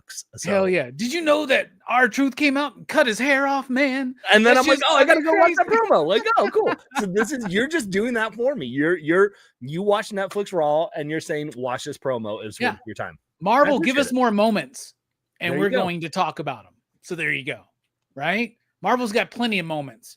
The snap, Peter revealing his identity in Civil War #2. There's tons of moments in Marvel history. Give us some more of those, man. Fuck, this shit was dope, man. I loved it. All right, rapid fire time, Nick. Let's go. Yeah, let's go. The conclusion of Aliens vs. Avengers was pretty solid as well Yes. too, man. That was pretty cool, man. I really loved the introduction with the Wakandans and what happened to them, and the conclusion was pretty satisfying. I really dug that Why one a did whole lot. Jonathan Hickman do a better job with all the Prometheus mythology than Ridley Scott did? Whoa, I don't know, man. whoa. It's not Ridley's fault. It's Fox's Just as fault. good. Hold on, man. Leave Ridley alone, bro. Hold on. No kidding. Do that. Yeah, watch Body of Lies and then tell me to leave him alone. Anyway, moving on. Yes, I'm glad to get to. We there was a minute before we can get some Titan books in, but man, we got Conan back in our life right now, and I'm digging that one so much. I really love this arc right now. The beginning of this one. New artist is great too, man. Oh, the art is incredible in here. I'm sure these villains that they introduce in here are classic and well known and everything, but they're new to me and they're menacing, and I can't wait to see what Conan does in the face of this adversity here. Resurrection Man was solid again this year. I really love that this like old general guy that had a taste of him and granted him his immortality, that he's coming back. And I really like the crossover, like the Cain and Abel story that they're telling right now as well, with Vandal Savage. I think that was really, really cool. I like that concept a lot. A lot of great concepts in that book that are weaving in and out. And then I got to give a shout out to our boy Mahdi, man. He came out with some Steel Streets last week. We had Steel Streets 10 and 10.5 or part 2. What a great conclusion, and just a double whammy right there to kind of wrap up this storyline right here. And kind of bring everything together. It makes me want to go back and start from the beginning and read them all the way through. So I'll stop with those 4 as rapid fire. Shit, I haven't gotten that yet, man. I got them pre-ordered from them for the shop, but I haven't gotten them yet, man. That's pretty fucking dope, man. What about you, E? Rapid fire. I want to go with some Unsung books for my rapid fire this time around here. I'm going to start with Minor Arcana number 8. It's so different. This is not the sad dad energy you expect from Lemire. In fact, this is bright. This is hopeful. We're seeing character progression in this issue. And with the art change, I was talking to you guys backstage here, they picked a great person to emulate the look of Jeff Lemire's artwork, or at least they're kind of akin. I would argue I like the artwork better than Jeff Lemire on this book. So if they took over longstanding, I would not be mad whatsoever. Phantom Road number 13. If you dig X-Files, if you dig science fiction mystery with some otherworldly things that are happening here, ley lines, gas stations that open up portals to different dimensions, and a mysterious alien egg. Yeah, that all sounds pretty wild and crazy, but it's the wild and crazy that I really, really like. So make sure to check that out. So it's the comic for people who are very fucking suspicious of Buc-ee's. Yes. Yeah, there you go. 2 Jeff Lemire books right there. I'm going to knock some shill points here. I feel like I was due for some Marvel shill points. Ultimate Black Panther number 17. T'Challa is married to Okoye, and Killmonger and Aurora are an item. However, in this book, T'Challa and Aurora are spending a lot of time together. And Killmonger and Okoye might have a thing going on here, and that's very, very intriguing for me. I really like what's happening in this book here. That's going to cause a lot of tension that you would expect from the characters of T'Challa and Killmonger here. So I really like what they're going to be hopefully doing in that book. They're building up in an exciting way, but more than anything, I feel like this book needs a spotlight. Iron Man number 9. Iron Man is a sneaky good Marvel book. Yeah. Really freaking good. They're doing things that it feels like Marvel wouldn't be able to do those kind of things. They're building off of an event series with One World Under Doom with tie-ins. And they're doing tie-ins in a successful way that you don't normally get. It's bold. They're playing on the concept of war in a way that you don't necessarily get from superhero books. This is kind of a book that has been building since issue number 1 and it's gotten better and better and better as time goes on. So if you're not reading Iron Man, which let's be honest, come on, I don't feel like there's a lot of people reading it, maybe you should, because it's kept me along for the ride and it's gotten stronger and stronger. So there you go. 2 Marvel points for my shill count. All right, that's a good rapid fire. I'm not sold on the Iron Man thing yet, but what about you, Stu? Rapid fire. I'm going to go Kaya, 27, just for the dragon scene alone. The gods, what do you want to be? King of the Ashes? The gods do not hear you, false king. Dude, anytime like we go big and bold like that, and the Pages of Kaya. Got to shout it out. So Batman Dark Patterns #7, Paradelia was awesome. I love the new arc we're building here. Again, like I said a couple months ago, I love that we're bringing the weird back to Batman in that series, and I'm here for it. And then lastly, news from the Fallout: Chris Condon, Jeffrey Allen Love. It's great to see Jeffrey on interiors on a book, and story was cool and creepy. So yeah, definitely check that one out. That is out this week. News from the Fallout was great, man. I remember at Heroes Con where I got to hang out and have some drinks with him. He was super cool dude. And I didn't even know who the fuck he was, really, man. Brian was super into him, and fucking amazing guy. Super amazing guy. What about you, Greg? Be a rapid fire from Bearded. Farrell, still loving this book. This was a great one in the pet store. It just doesn't get enough praise because I think we're just so used to it being good. Bug Wars continues to be something that I feel like I shouldn't like because I don't like bugs, but Jason Aaron is doing a great job, and Momad's artwork is stunning and fantastic on it. Because Stu didn't mention it, Moonshine Bigfoot is so much fun. I mean, come on, the Footloose cover, look at that. It's over the top.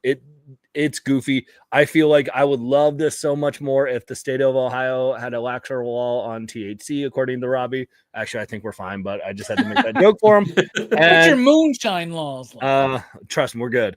And then Exquisite Corpses, #2. I like where they're taking it. Good. And the last one, I'll just mention it real quick. Kudos to Mark Waid. If you don't know anything about DC history, I thought this was a fantastic way to read this and to get up to date on kind of where there are. I got introduced to so many characters I didn't even know. So if you don't pick this up in single issues, I feel like this is going to be a fantastic one for a comic book reader to have in the back in a collected edition, because there's a lot of good stuff here. And it's done in a good way, you know, with Flash doing the storytelling, because he's been involved in all the crises, and I thought that was really cool. Hell yeah, man. It reminds me, of course, of Marv Wolfman and George Perez on the original history of the DC universe. But with everything folded in, including all the metal stuff and all the rebirth stuff and everything. It's pretty dope. And the milestones folded into it, and that's pretty cool stuff. All right, my rapid fire. Marvel Knights, The World to Come, issue #1. Christopher Priest basically doing a coda of sorts to his Black Panther run. I had a really great conversation with him a couple weeks ago. He didn't want to address any of the hoopla over the first issue because everybody's like, Black Panther's son is white. He's like, y'all ain't paying attention to the issue. Just wait and see. So anyway, that book was good. Then I've got Battle Beast, issue #2. Y'all, Battle Beast is just stupid fun. It's ridiculous. It's funny. It's humorous.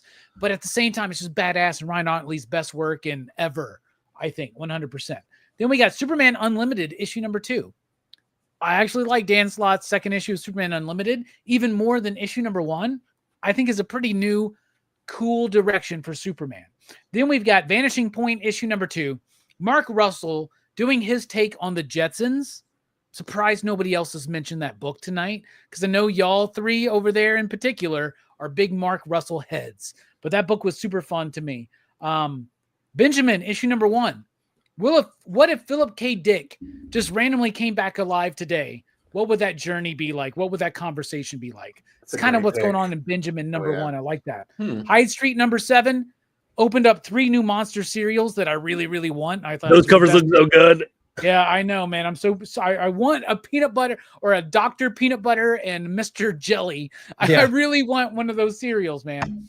Yeah. Don't forget your briefcase. Haven't seen Elliot Ray Hall in a while. Really impressed with this new effort from him. Really solid book. Tramps of the Apocalypse, issue #1. Alice Darrow, the daughter of Jeff Darrow, did a book from Dark Horse this week. What if there's a post-apocalyptic Mad Max world in which all of the crazy ideas that some dudes have about how evil women are true, and women are evil and dominating the wastelands of the apocalypse? Check this book out. It's so much fun. And VR Troopers #1 was way better than it had any right to be, man. So I really liked that. Thought that was super cool. And the art by, I think it's Sebastian Perez, really hot on that book. All right. It's time to wrap up. Stu, I know you got places to be, so let's start with you. What you got coming up? Final thoughts? Man, thanks so much for having me. Always a pleasure hanging out with you guys at the end of each and every month. Daughter Doom's Fan Club on IG and YouTube just dropped a new episode of Surrounded by Short Boxes. It's an Ink and Insights production. I got Nick and Eric joining me to break down Alan Moore's Swamp Thing Takeover, man. One of the greatest single issues of all time.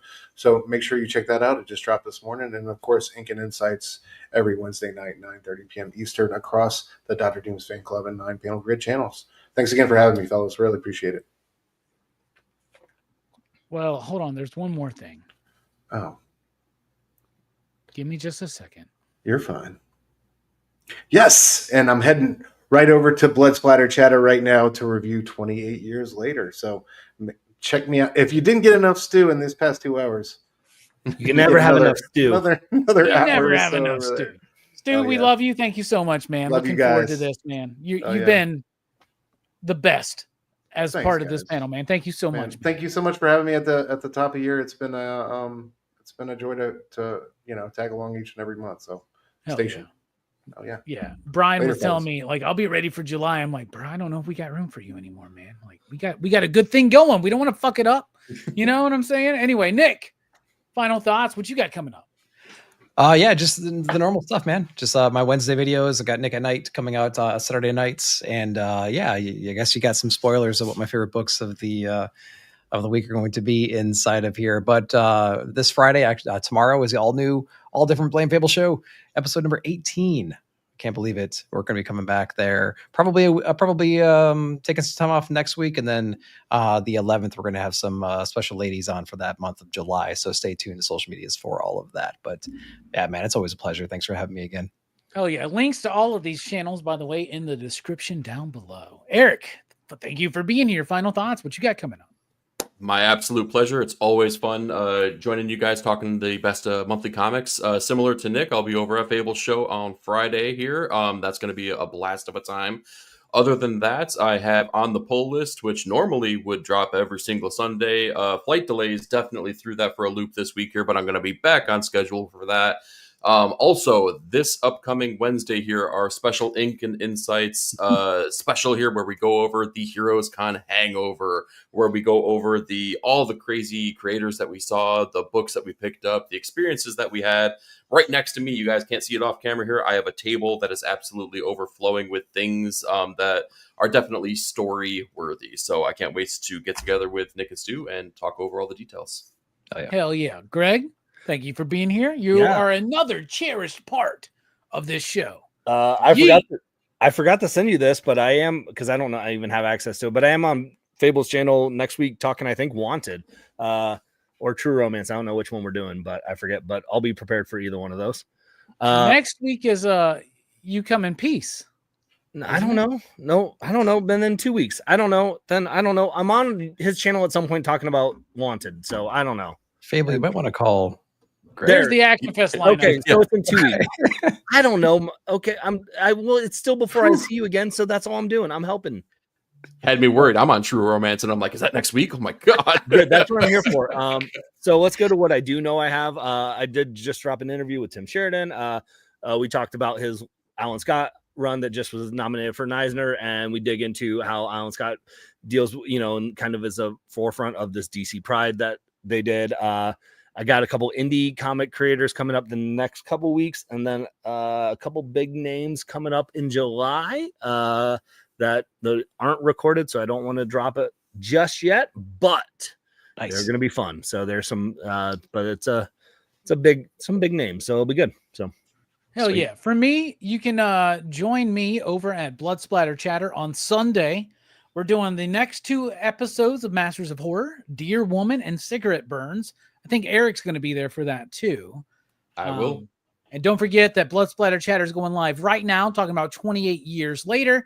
You can also check out Verno on Monday night on PCP Movie Night for his pick for Crew's Choice, which is Stand By Me. And then the very next day, Action Fest starts over at One Collection Down. Goes through alternating between One Collection Down and PCP Movie Night. What a great lineup.